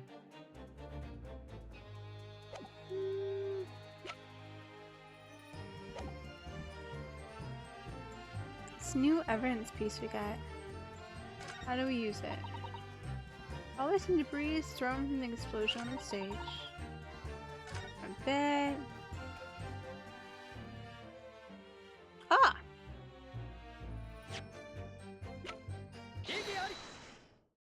Uh-huh. Because there's no passenger. There's no passenger. Unfortunately, the photograph Master Gantz took can't tell us the color of the balloon. But it can tell us something else. Something crucially important. What? It shows that the pictured balloon wasn't carrying any passengers. Ah, my goodness, you're right. Surely all the balloons would have been carrying passengers. There'd be no sense in it otherwise. see, they are for pleasure, for seeing the view. But the balloons only fly with passengers. Mm. Which tells us that the pictured balloon isn't one of them. So when the incident occurred that day, there was a fourth balloon in the skies above the experimentation stage. Mysterious green balloon.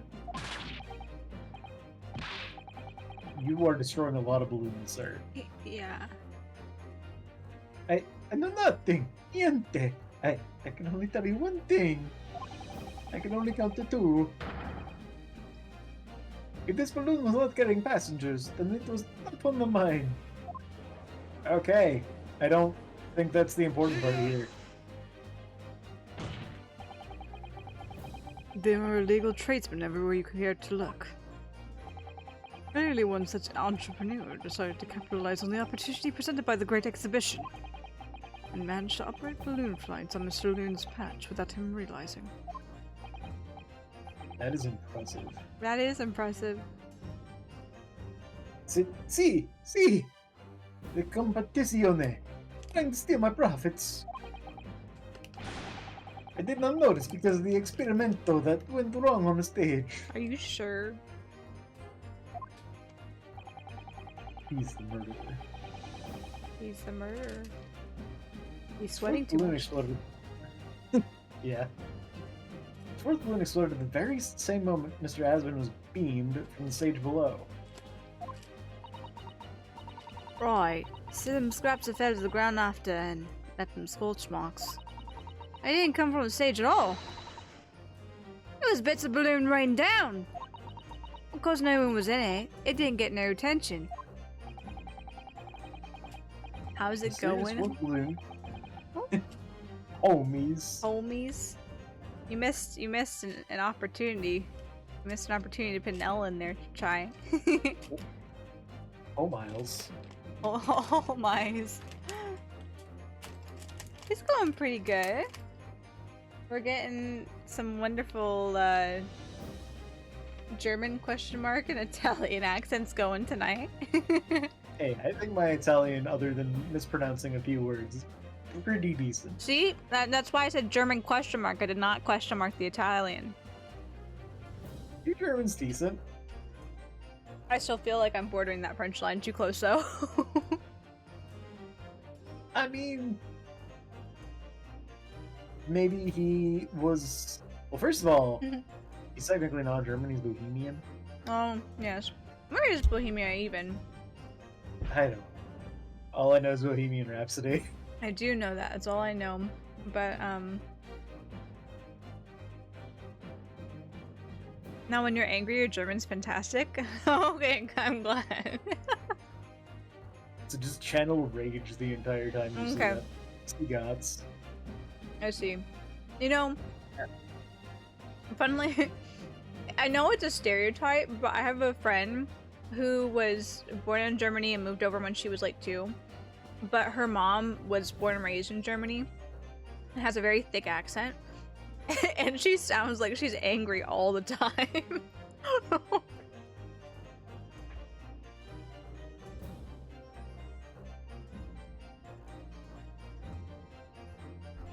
I'm sorry, did you read this line? Mysterious fourth balloon carrying no passengers, silently floating over the experimentation stage. This photograph shows us nothing more. A stray balloon carrying no one and operated by some rogue trader.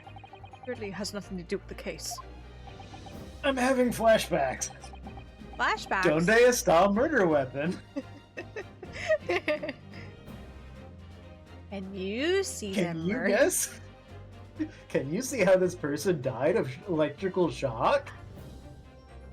Can you see what pierced the balloon?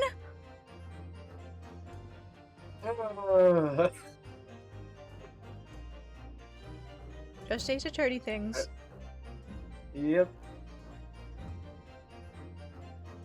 France and Italy are kissing on the man? On the map. On the man!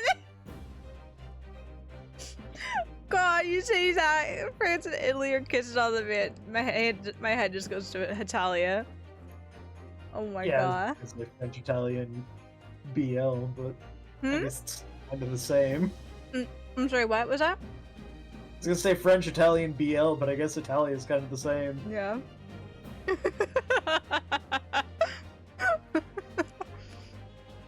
No, but we're not bridging between French and Italian. She's bridging between French and German. Hmm. Italian and Italy and France being close sounding is why I do so well with it, because the very flamboyant Frenchman from the original trilogy is who I voice. Yeah.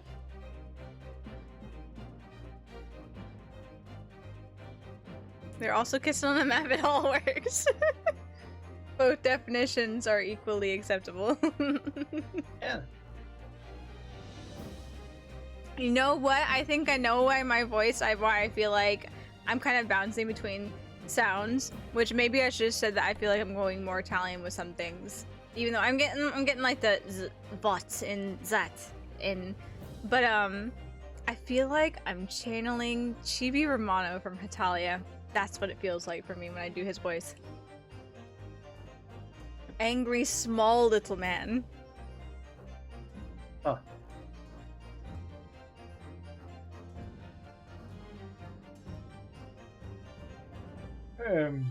Which does elude me, I must say. I'm pretty stupid. The court has seen sufficient evidence and heard ample testimony already. The prosecution calls for this trial to be concluded.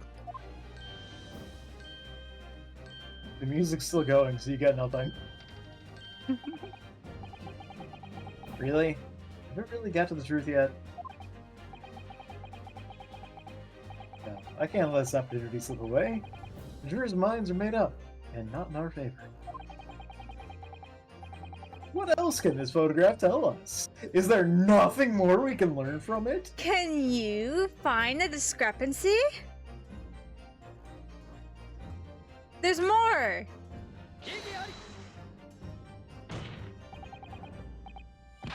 Ladies and gentlemen of the jury, wait. Please don't give your decisions yet.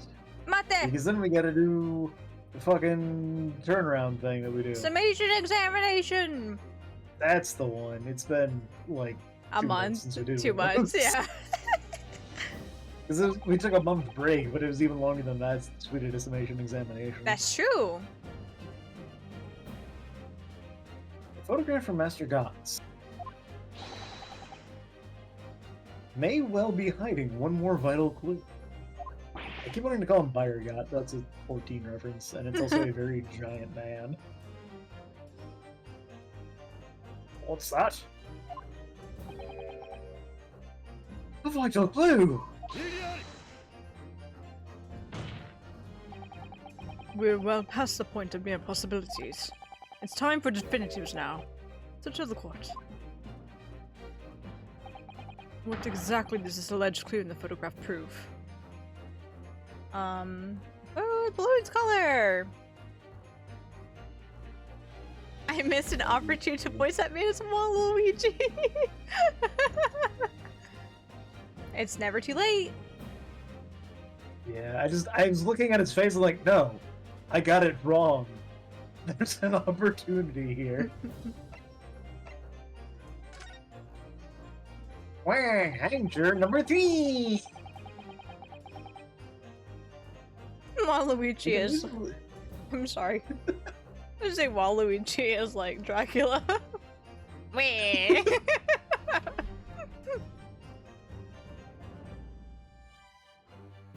In fact, to thank you. No, I don't know what that means. Take it as you will. We can reasonably assume that the pictured balloon was destroyed in the searing heat of the explosion. Yeah, that's right. Yeah, it was not my fault. Evidently. Because the bird cage from the kinesis machine materialized in the sky where it had been flying. And the balloon, being filled with flammable hydrogen, instantly and explosively ignited.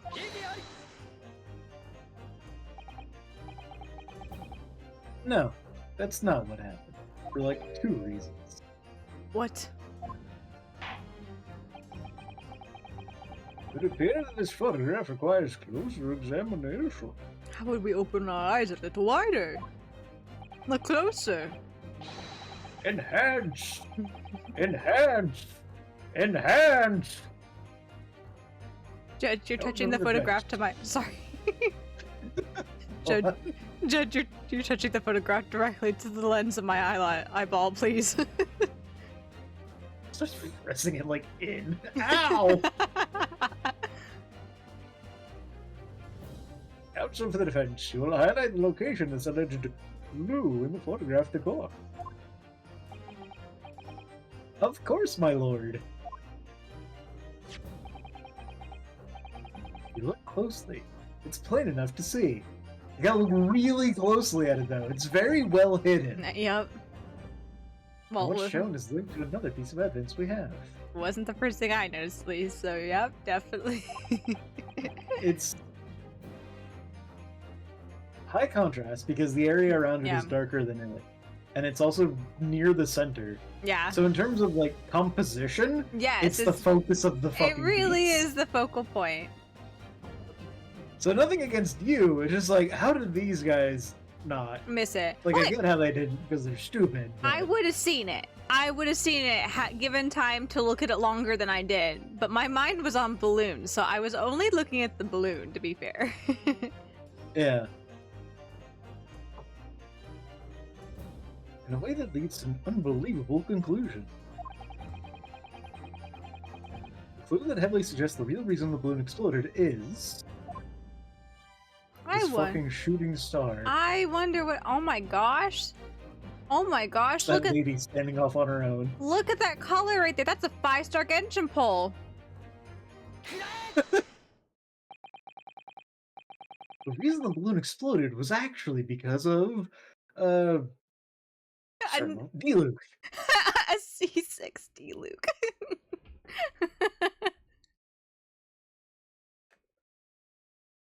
The timing of this photograph can only be described as miraculous. If you look, you'll notice there's a bright white line that appears to point directly at the balloon.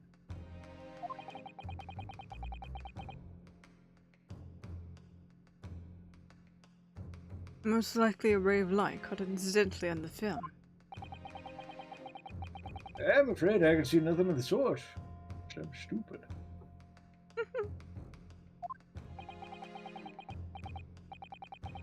With a magnifying glass, my lord, it becomes clear the nature of this bright light really is. Chi-Chi. It's really doing enhanced.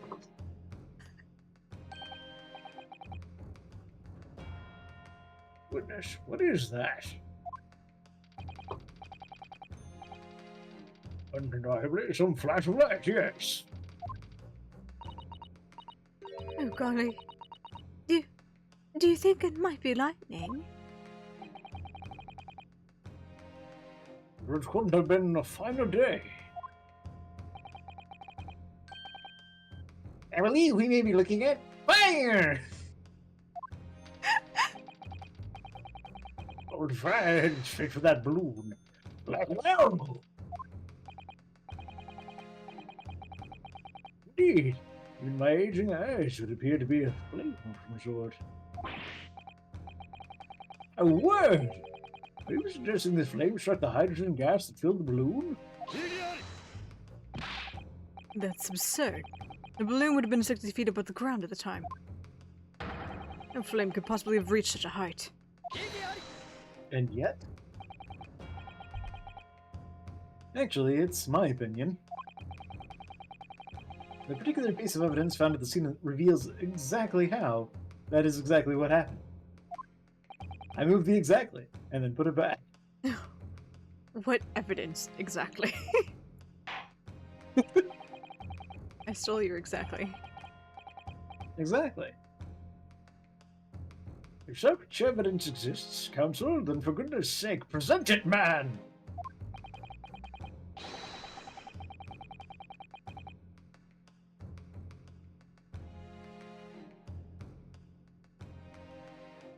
Michi Ikemen voice. I'm glad you like my Ikemen voice. I don't get very low.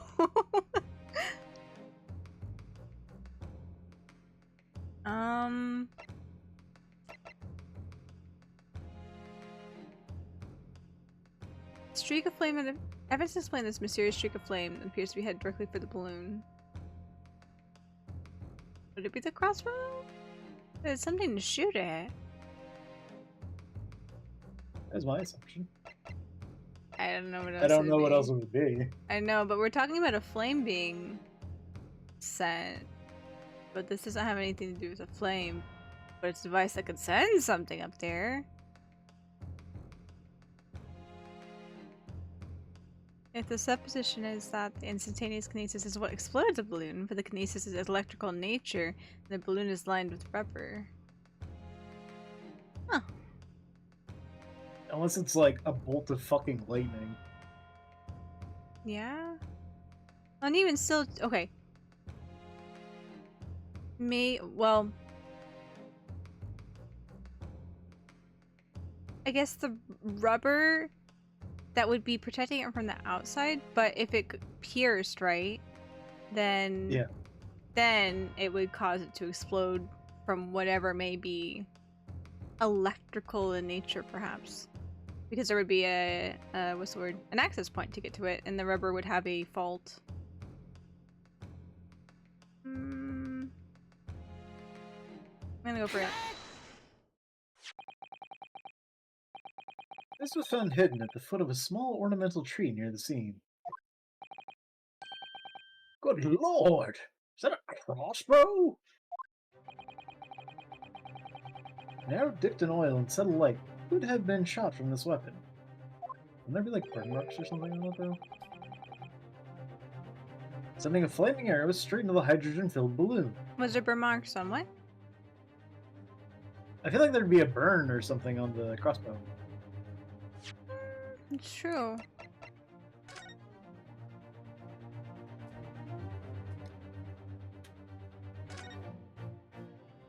Expand! I guess it's on panels too.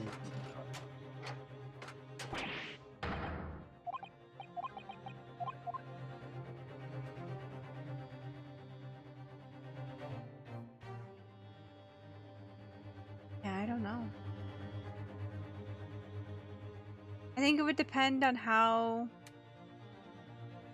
What's the word? How long the bolt that was placed in it is. Because if it was a long enough bolt, then, you know, the flame could be easily, you know, a few inches, if not more, off of the actual mechanism itself. And just has, like, the back of the bolt that is nestled here, and then goes, whoof, out the end. Oof. Yeah. Very, scientific explanation. Yeah.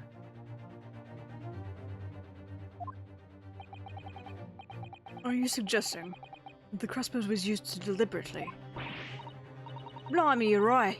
The streak of light in the first looks just like an arrow, doesn't it? And the explosion of the balloon, it was very likely the result of a flaming arrow from this crossbow igniting the hydrogen gas inside it. No! That's the most dramatic, like, reaction I've seen from him. Shot through the heart. And you're too late. Order, order! Counsel, this is an extraordinary supposition. He's using my word. He's using your word. He stole it from you. It's my word. No one else can have them. That made me, like, a really confusing person, because there's the whole word of the day thing. It's like, I want people to have more words, but you can't use them. You can't use them. This is my word. I provide it to you, but you're not allowed to use it. Dwell on it. Yep. Contemplate it, but never utter it. Expand your vocabulary, but not for use. Just for just for practice. Just so you can know what the fuck I'm talking about. Which honestly sounds like Final Fantasy streams. Soph is just dangling their word in front of us like gold before the eyes of peasants. Look at my word! Behold it! You cannot have it! Except the people that, like the other people that I stream with, words mean nothing to them. So it's not like gold, because words only have the value you attribute to them. That's true. I value words, so I would be upset if I couldn't use a word. That's why I said the other people I stream with.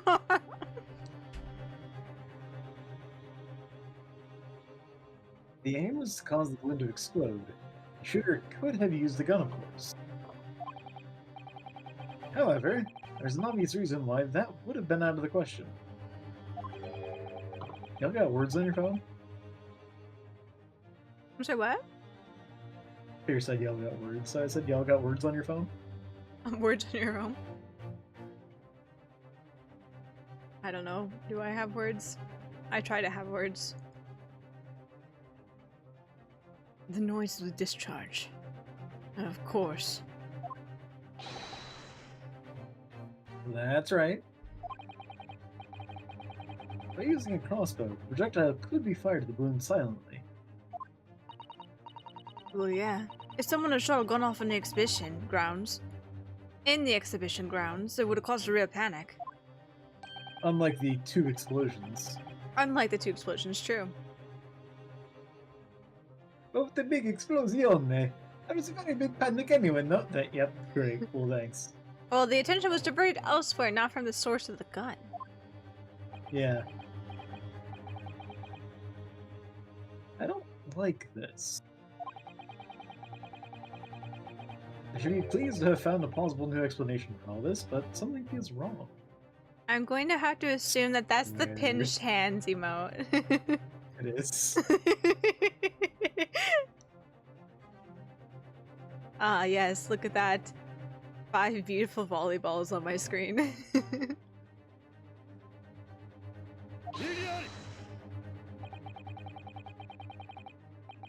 Do you understand the implications of what you're saying, my Nipponese friend?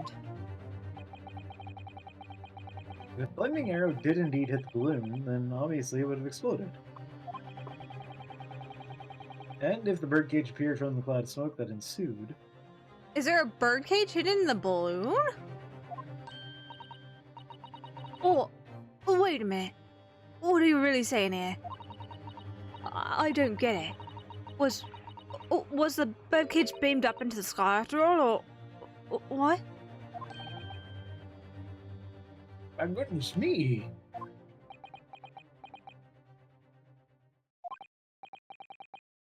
Ah, I understand. That's what that sinking feeling is about. I think there's a good chance the birdcage was actually concealed inside the balloon all along. What? Did I hear that correctly, Council? There's no going back now, though the horse has bolted.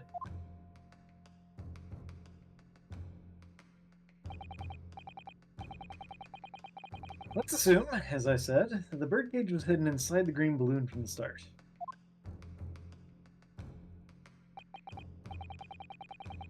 On stage, when the experiment started, the birdcage and the instantaneous kinesis machine disappeared in a cloud of smoke. At that moment, the flaming arrow was fired from the ground, causing the green balloon to explode and drawing the attention of the spectators to the sky above their heads. From mid-smoke, the hidden birdcage then appeared to fall down and crash into the crystal tower.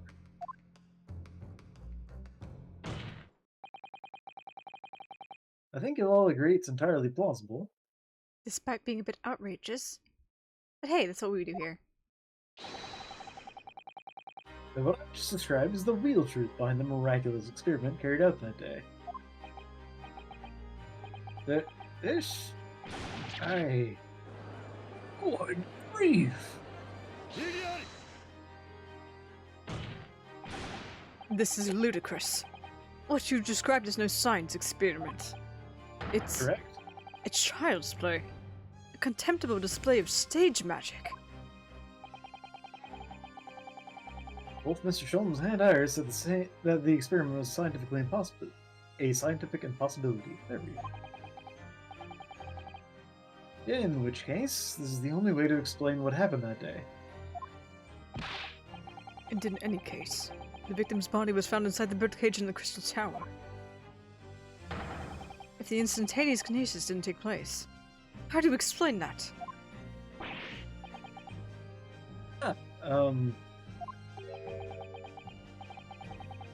If I may put in a word, as a man of magic myself, such apparent discrepancies can easily be explained by some simple deception. Sure, number Waluigi. Your voice has changed. Are you okay, sir? Puberty!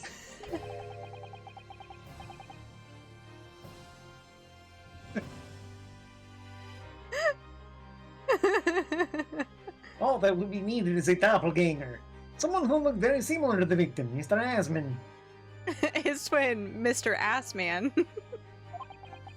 Ass. Every time I see his name, all I can think is Asmongold, and I don't like it.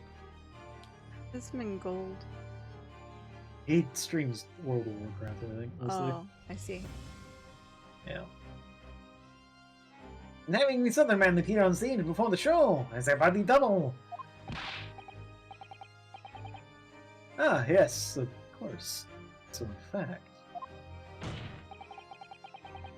Mr. Asman must have been inside the birdcage that was concealed inside the balloon right from the start. That balloon would have been filled with hydrogen. Anything contained inside it would have been scattered to four winds when it exploded. No one would ever have embarked on such a risky adventure. Not adventure, just venture.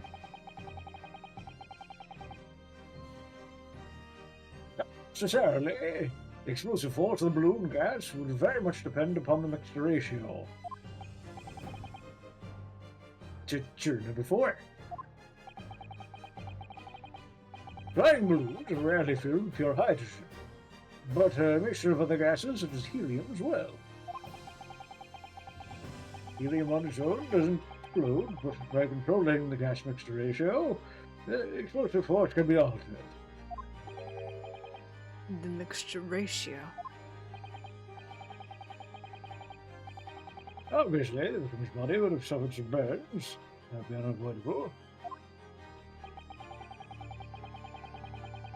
But not to such an extent as to render his whole obscene charade impossible. Great. Doctor Mixed Ratio? Yeah, it's his So everything that Sorry. so everything that happened can be explained logically and scientifically. What were you going to say? I was gonna say that's the name of his cocktail drink.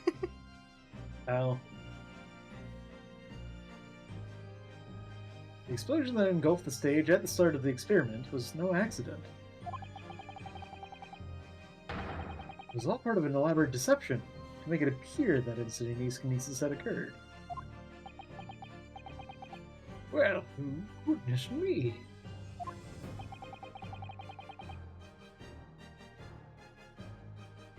We accept that this is what happened.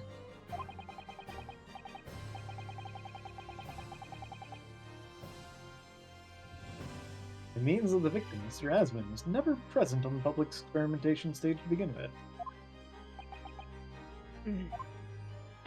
You said tail.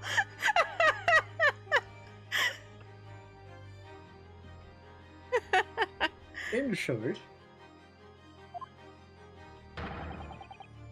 he couldn't have been killed by the defendant.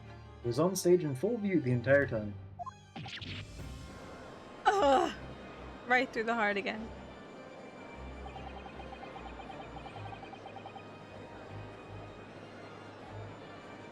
I mean, there is a Digimon that's just poop. So, Really? yep. You know, why am I not surprised? It'll be very hard for the prosecution to counter. Lord Van Zykes can't credibly maintain that Professor Harebrained is the suspect now.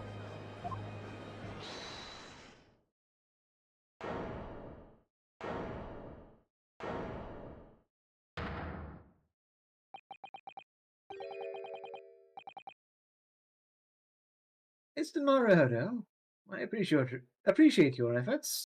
Thank you. Professor? You can stop now. Just keep your mouth shut, please. Sorry? What's all of this about, Mr. Harebrained?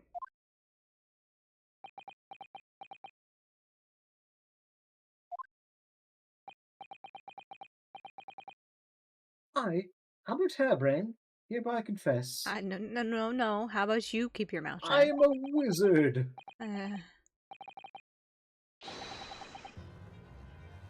That it was me who stabbed Mr. Hody Asman. Yes, it was me, my faithful friend and partner, Andrew the Screwdriver.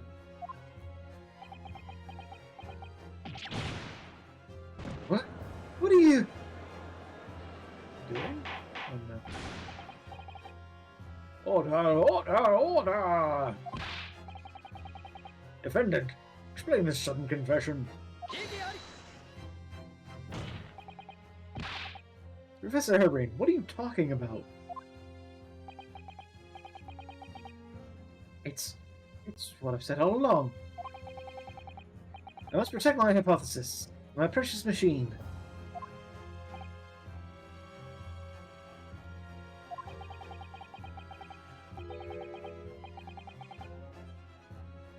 You stand there and claim it was all a trick?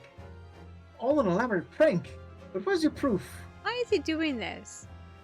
Because if it gets proven that he killed, it was a premeditated murder, then the machine's going to be examined, isn't it? I thought it was if we got it as an accident, he wouldn't have his machine searched. And his secrets wouldn't get out. I think if the murder weapon was him getting stabbed, then no. Oh, okay. Yeah. Because the machine had to be the murder weapon. True. Yeah. But we're finding a way. I don't know this guy. I don't understand this guy.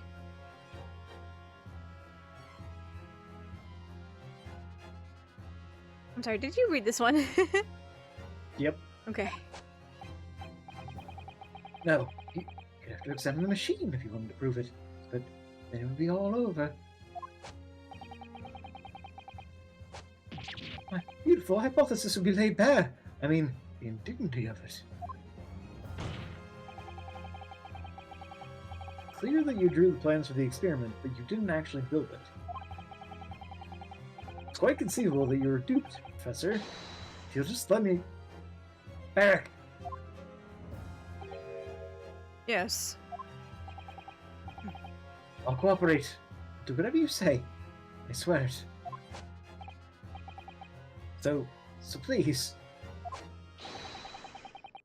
Ensure the Special Dispensation for Scientific Equipment Act is adhered to and protect my creation. Do we have to say the entire thing every time?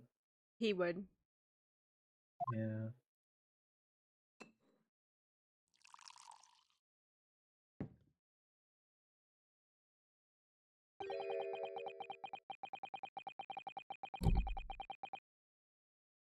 Pray forgive the discourtesy of filling my hallowed chalice at this critical juncture. Here's to my learned anybody's friend. What? And whose upcoming attempt to clarify the defense's position in the light of the accused's confession. Do you intend to formally assert that the experiment was nothing more than a conjuring trick? Because the moment you do, the special dispensation for scientific experiment— oh my god. The special suspension for Scientific Equipment Act that protects the professor's invention will cease to apply. The prosecution will then demand a rigorous examination of the machinery involved in order to establish the truth.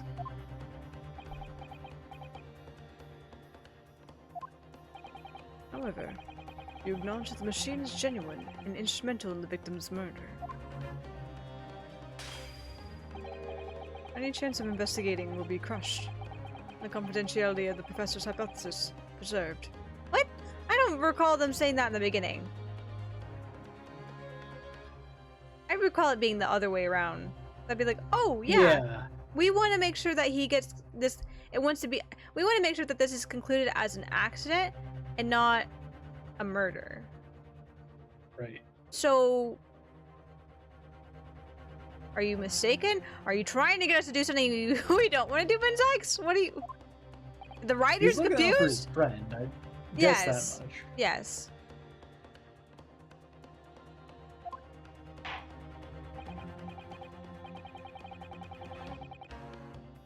Counselor, how does the defense of the people with this matter?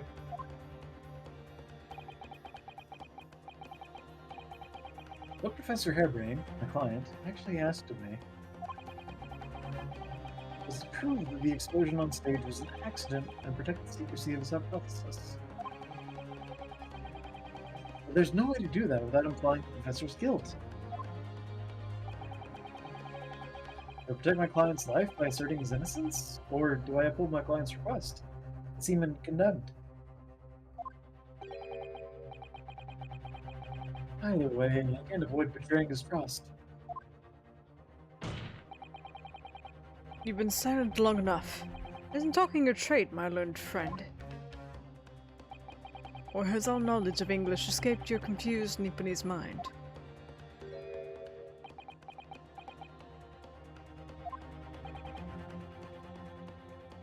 Sir Naruto! There's no escape here.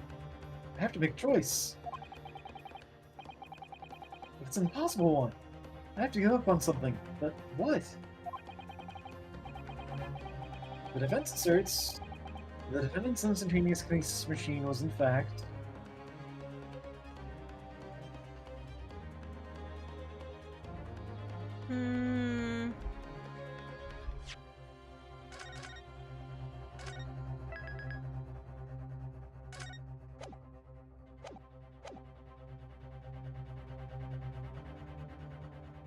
Okay.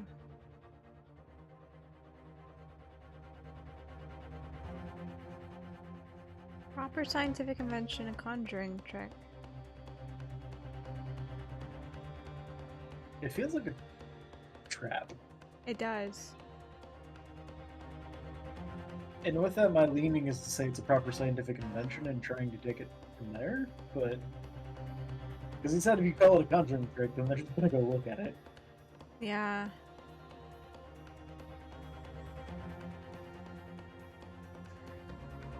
I don't know. I'm of the same thought process, but in the other way. The flip side. Because it feels like it's also a trap in railroading you to think that, oh, you have to say it's a proper scientific invention. But the implications of saying it's a conjuring trick, though, I'm not quite sure. I feel like we've talked about this engineer and we've talked about him potentially being duped. I feel like that's one of the next steps in this, but I don't know.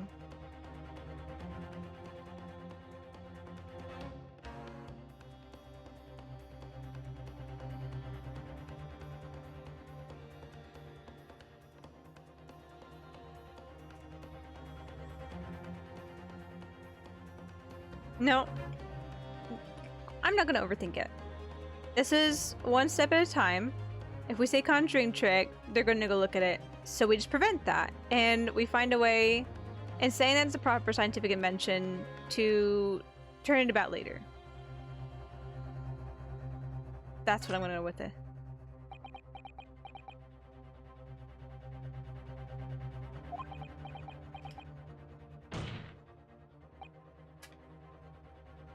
Ugh.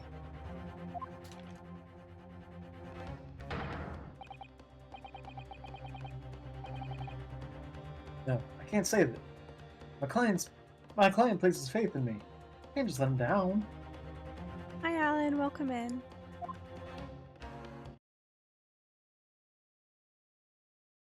What must I give up on? It's not the question you have to ask yourself here. It's what can I protect? Oh, Hello again, Mr. Naruhodo. It's been far too long. the who's the Tosan? But what do you?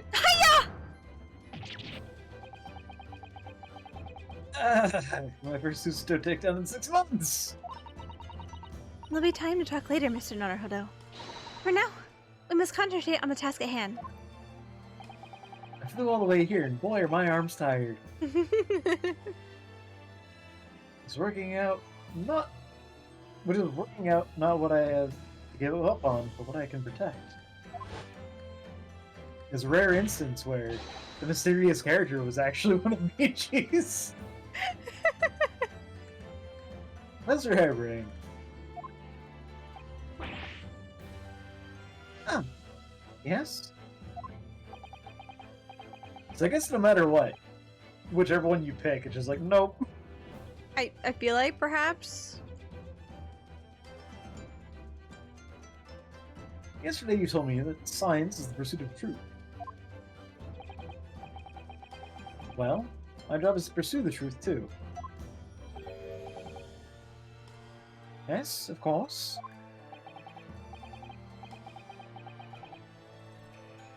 And personally, I believe that you didn't stab Mr. Asmund.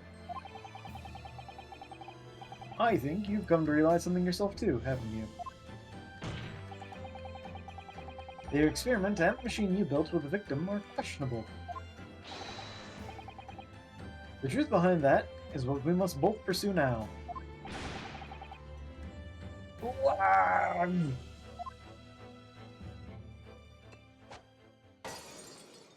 Ow!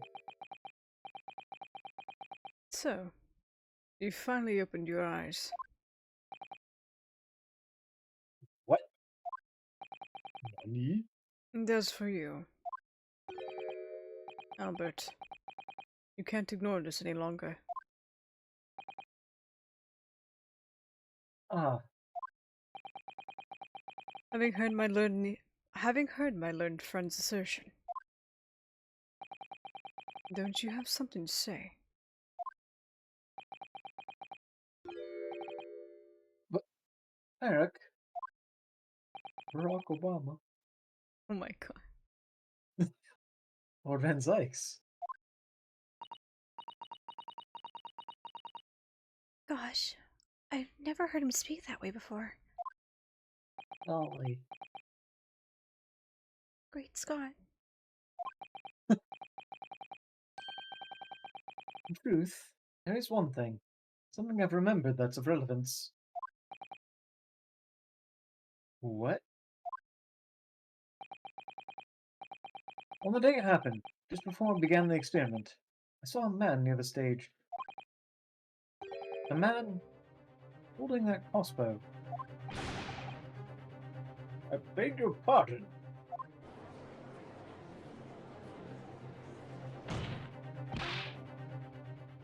Professor?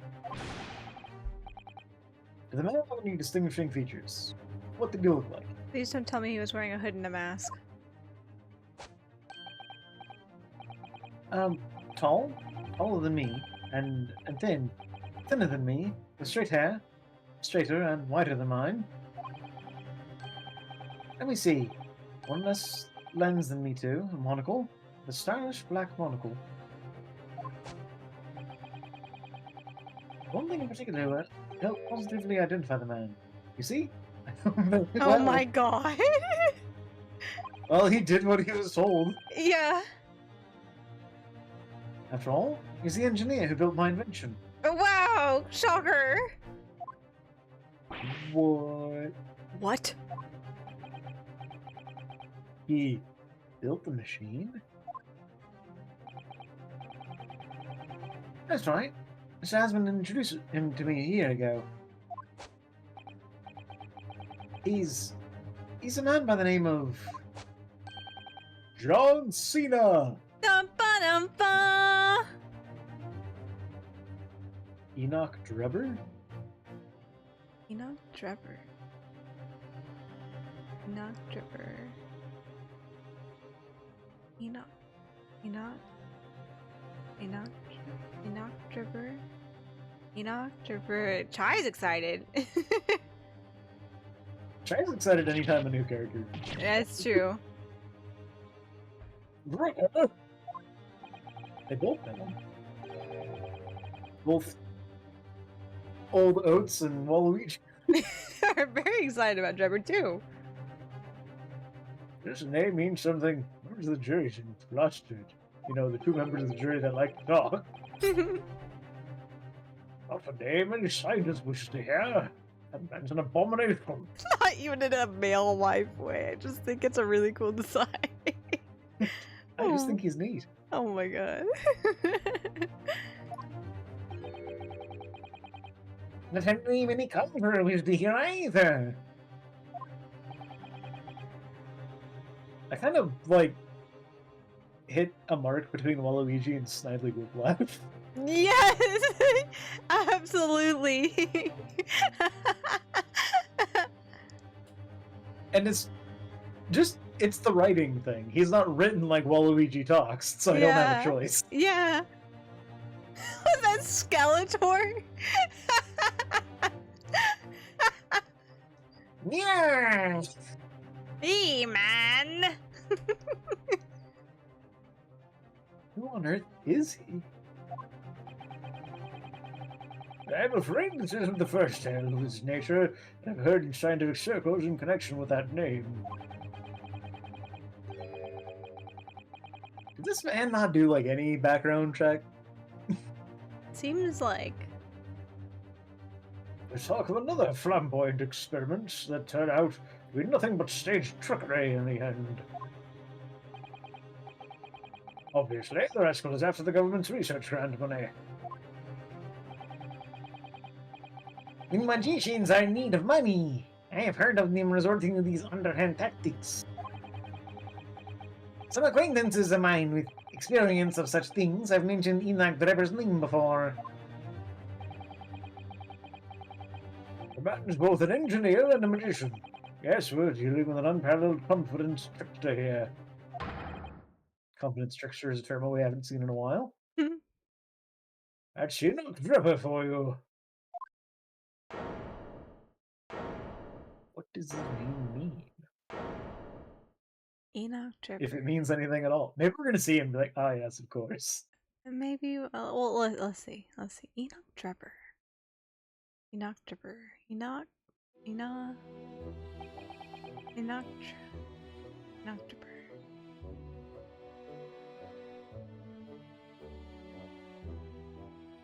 So it's true then. My invention, my great machine. Is this a grand illusion? And considering what we just heard about Mr. Drebber's character, I'm sorry to say that sounds increasingly likely.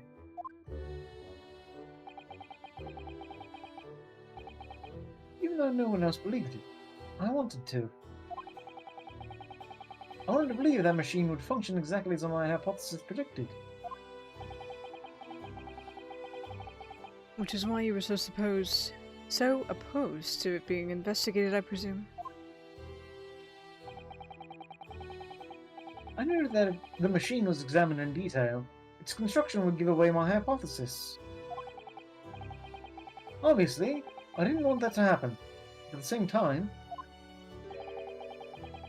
I knew that if it was found out to be nothing more than a trick, and a work of deception, then everything I'd worked towards, all my research, all my dreams, my whole life would be over.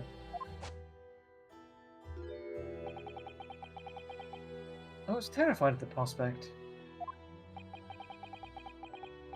You really had no idea then, did you? about the true nature of the machine that was built, and the true nature of Mr. Dripper.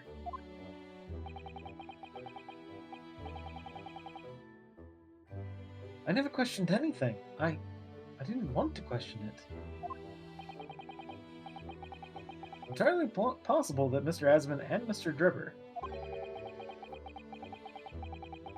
were working together to use you as a means of fraudulently acquiring the research grant money.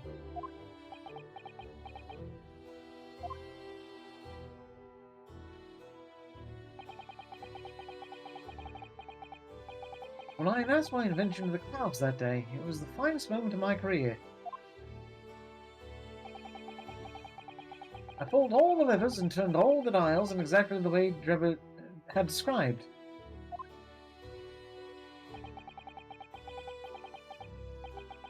When smoke suddenly started billowing out, I panicked. I didn't know what was happening.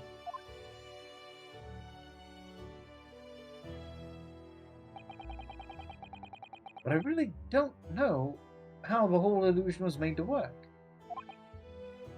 I don't know anything anymore. Okay. Before we get too deep into this, we are hitting the top of the hour here.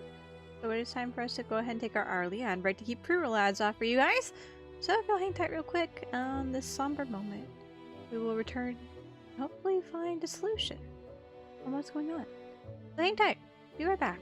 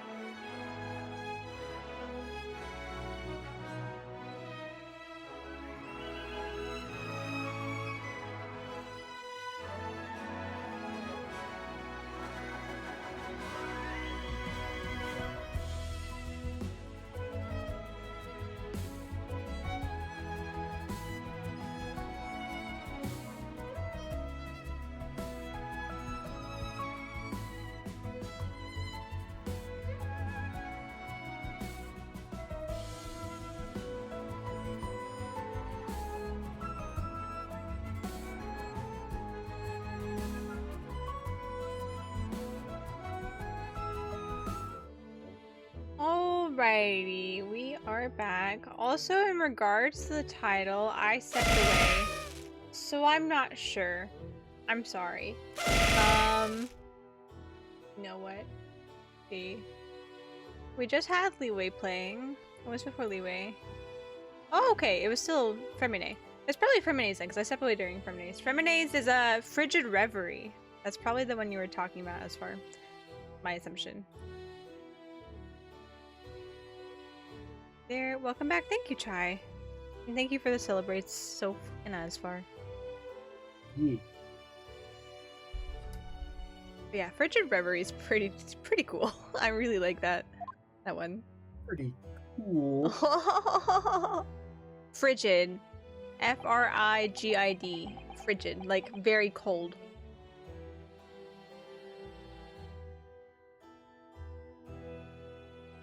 Vijura Reverie, got it? Yeah. Sure. It's like greenery. Oh, okay, I see. Yes, yes. I had a feeling considering the like VER, the ver part. I'm remembering right. I could be wrong. Like verdant. Verdant, yeah. Or just how like green in Spanish is verde. Yeah. Using those Latin roots. Let me confirm one final point with you, Professor. Do you now consent to the prosecution submitting the necessary paperwork to release your invention from the protection afforded by the Special Suspension for Scientific Equipment Act?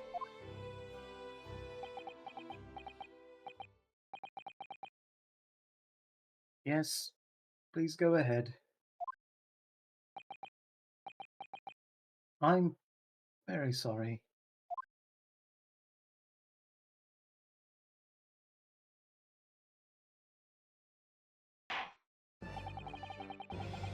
It appears that we shall have to suspend proceedings for the remainder of the day now. Lord Benjax. My lord,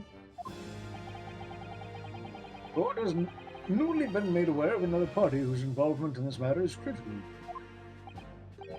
yes, Mr. Drebber.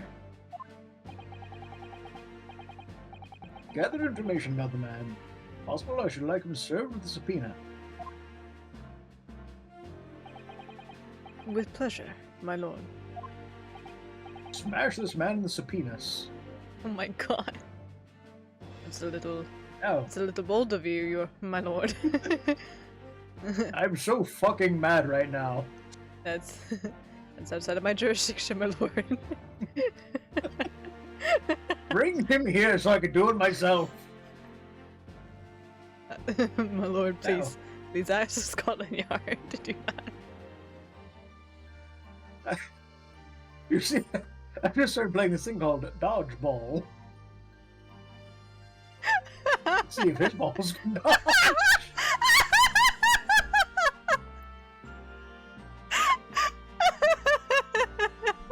The stream's been too PG. I had to do something. We've been out of practice for what, like a month and a half, something like that. You know, Yeah. we're a bit rusty on this. We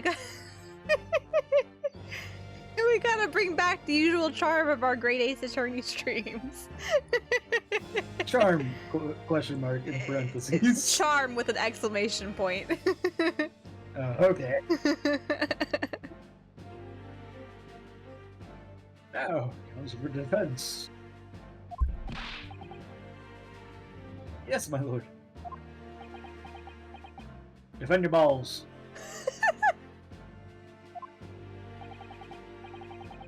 When we reconvene, I shall be looking for one thing and one thing alone from you. Evidence. That the defendant is innocent of the crime for which he presently stands accused. I understand. Good. In that case, court is adjourned until tomorrow morning.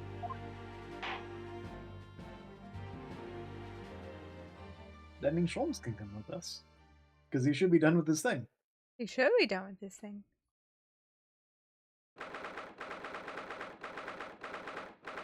23rd October, 1:36 p.m. Old Bailey. Defendant's antechamber.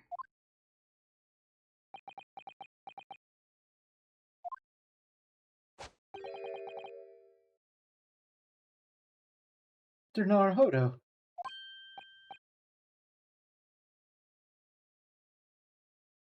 Ah, yes?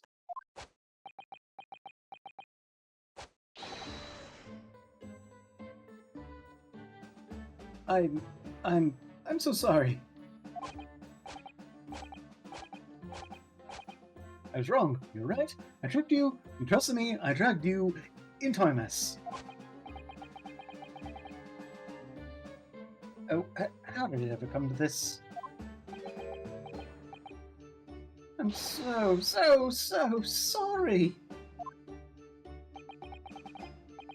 Did you really have no idea, Professor? About what Mr. Drebber was really up to, I mean? About what he was really constructing? Naturally. The machine was the embodiment of my hypothesis, of all my hopes and dreams. I had complete faith in it. You can have faith in the machine, but not the man. Nope. Alright, in that case, I won't say anymore. Now, sadly, the murder accusation against you still stands. So we must do as much investigation as we can before the trial resumes tomorrow.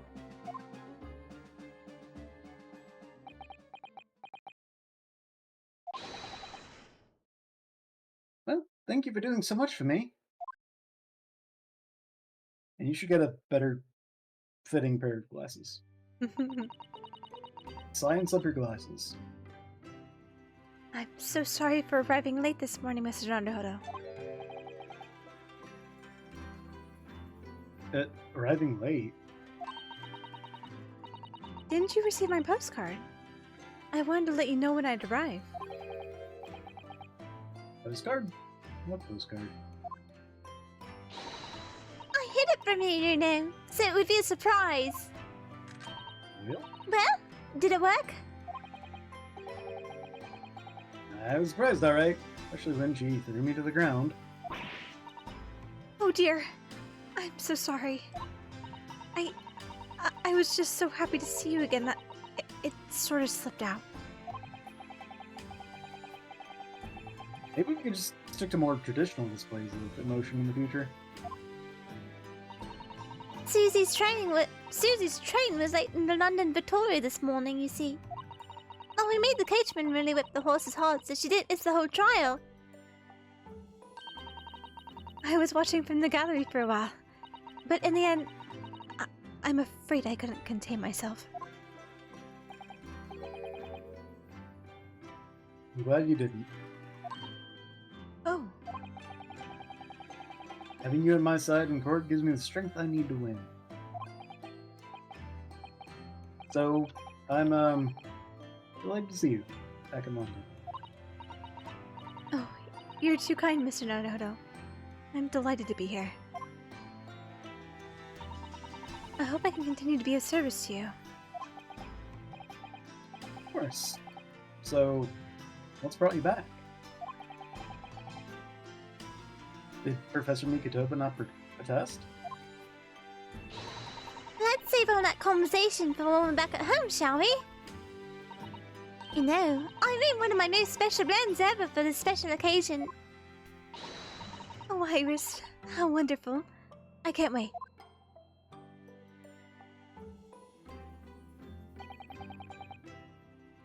Suvido-san is back in London. It's hard to describe how happy that made me feel at the time, but despite my elation, our tale is about to take yet another extraordinary turn.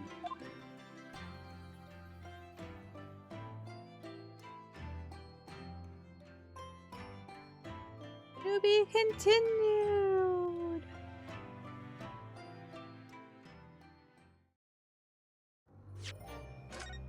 I will note that we are starting an investigation. at Yes. 11:30. I was going to say, I think we should cut it here for tonight. Because we're approaching midnight for me. And we are also about to go into investigation. Which is the... I don't want to. it is Partway through. It is a bitch. We get confused enough when we don't do that. Yeah. It is a bitch when we got in the middle of an investigation. So, I think now is probably the ideal scenario in which we call it a night. Let's go see if anybody's streaming right now. No, absolutely nobody is streaming. Oh, well, so much for that. Well, see you guys next time. Yeah, see you guys next time. I guess we're just cutting it now.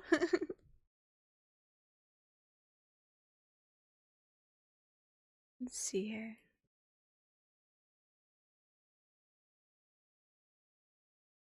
No. Oh, why is that like that? I don't know.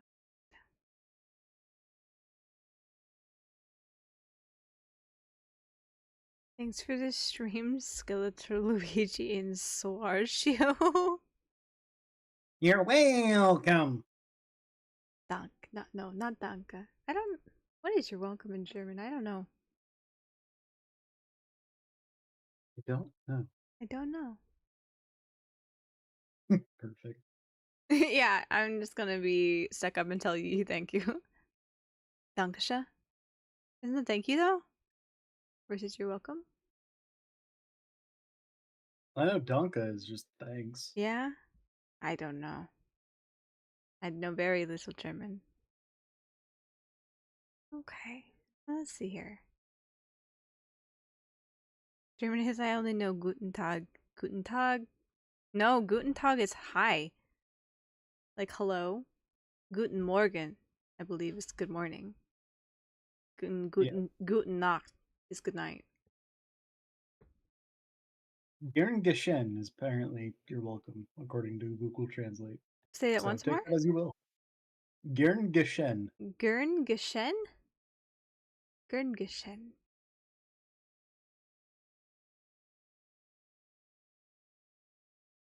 Copy the whole thing. Never mind. Gern Geshen. Gern Geshen. Guten gluten is good bread.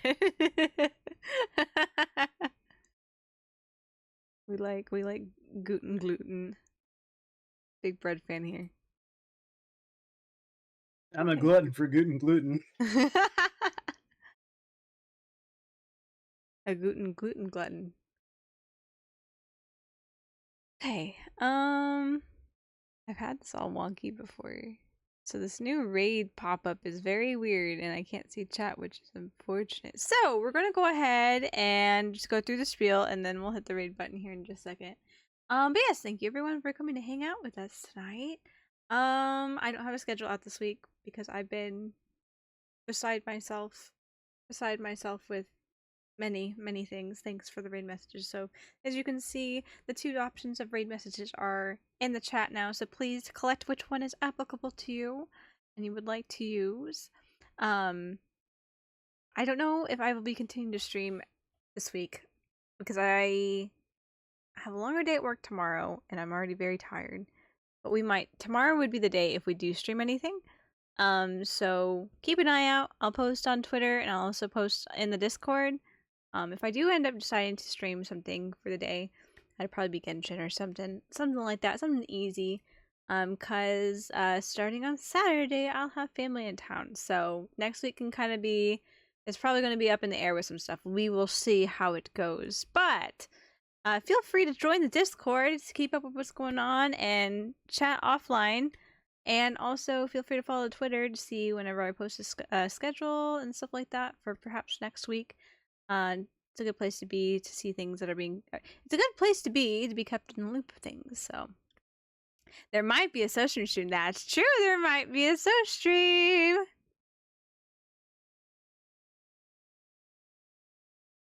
Why did you just copy Chai?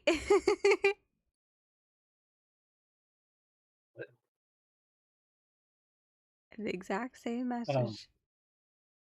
But yeah, I'm excited to see my family come into town. It's been since last September since I've seen them, so it'd be very exciting.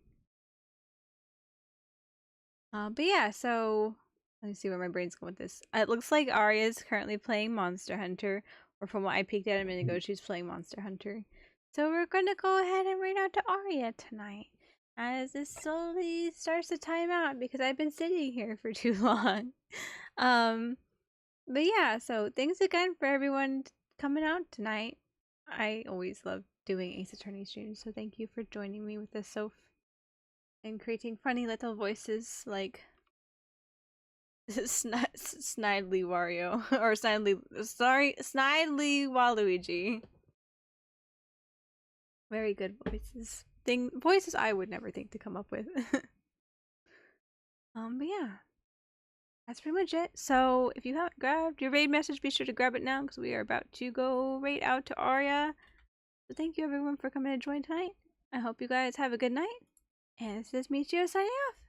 See you guys next time. Bye guys.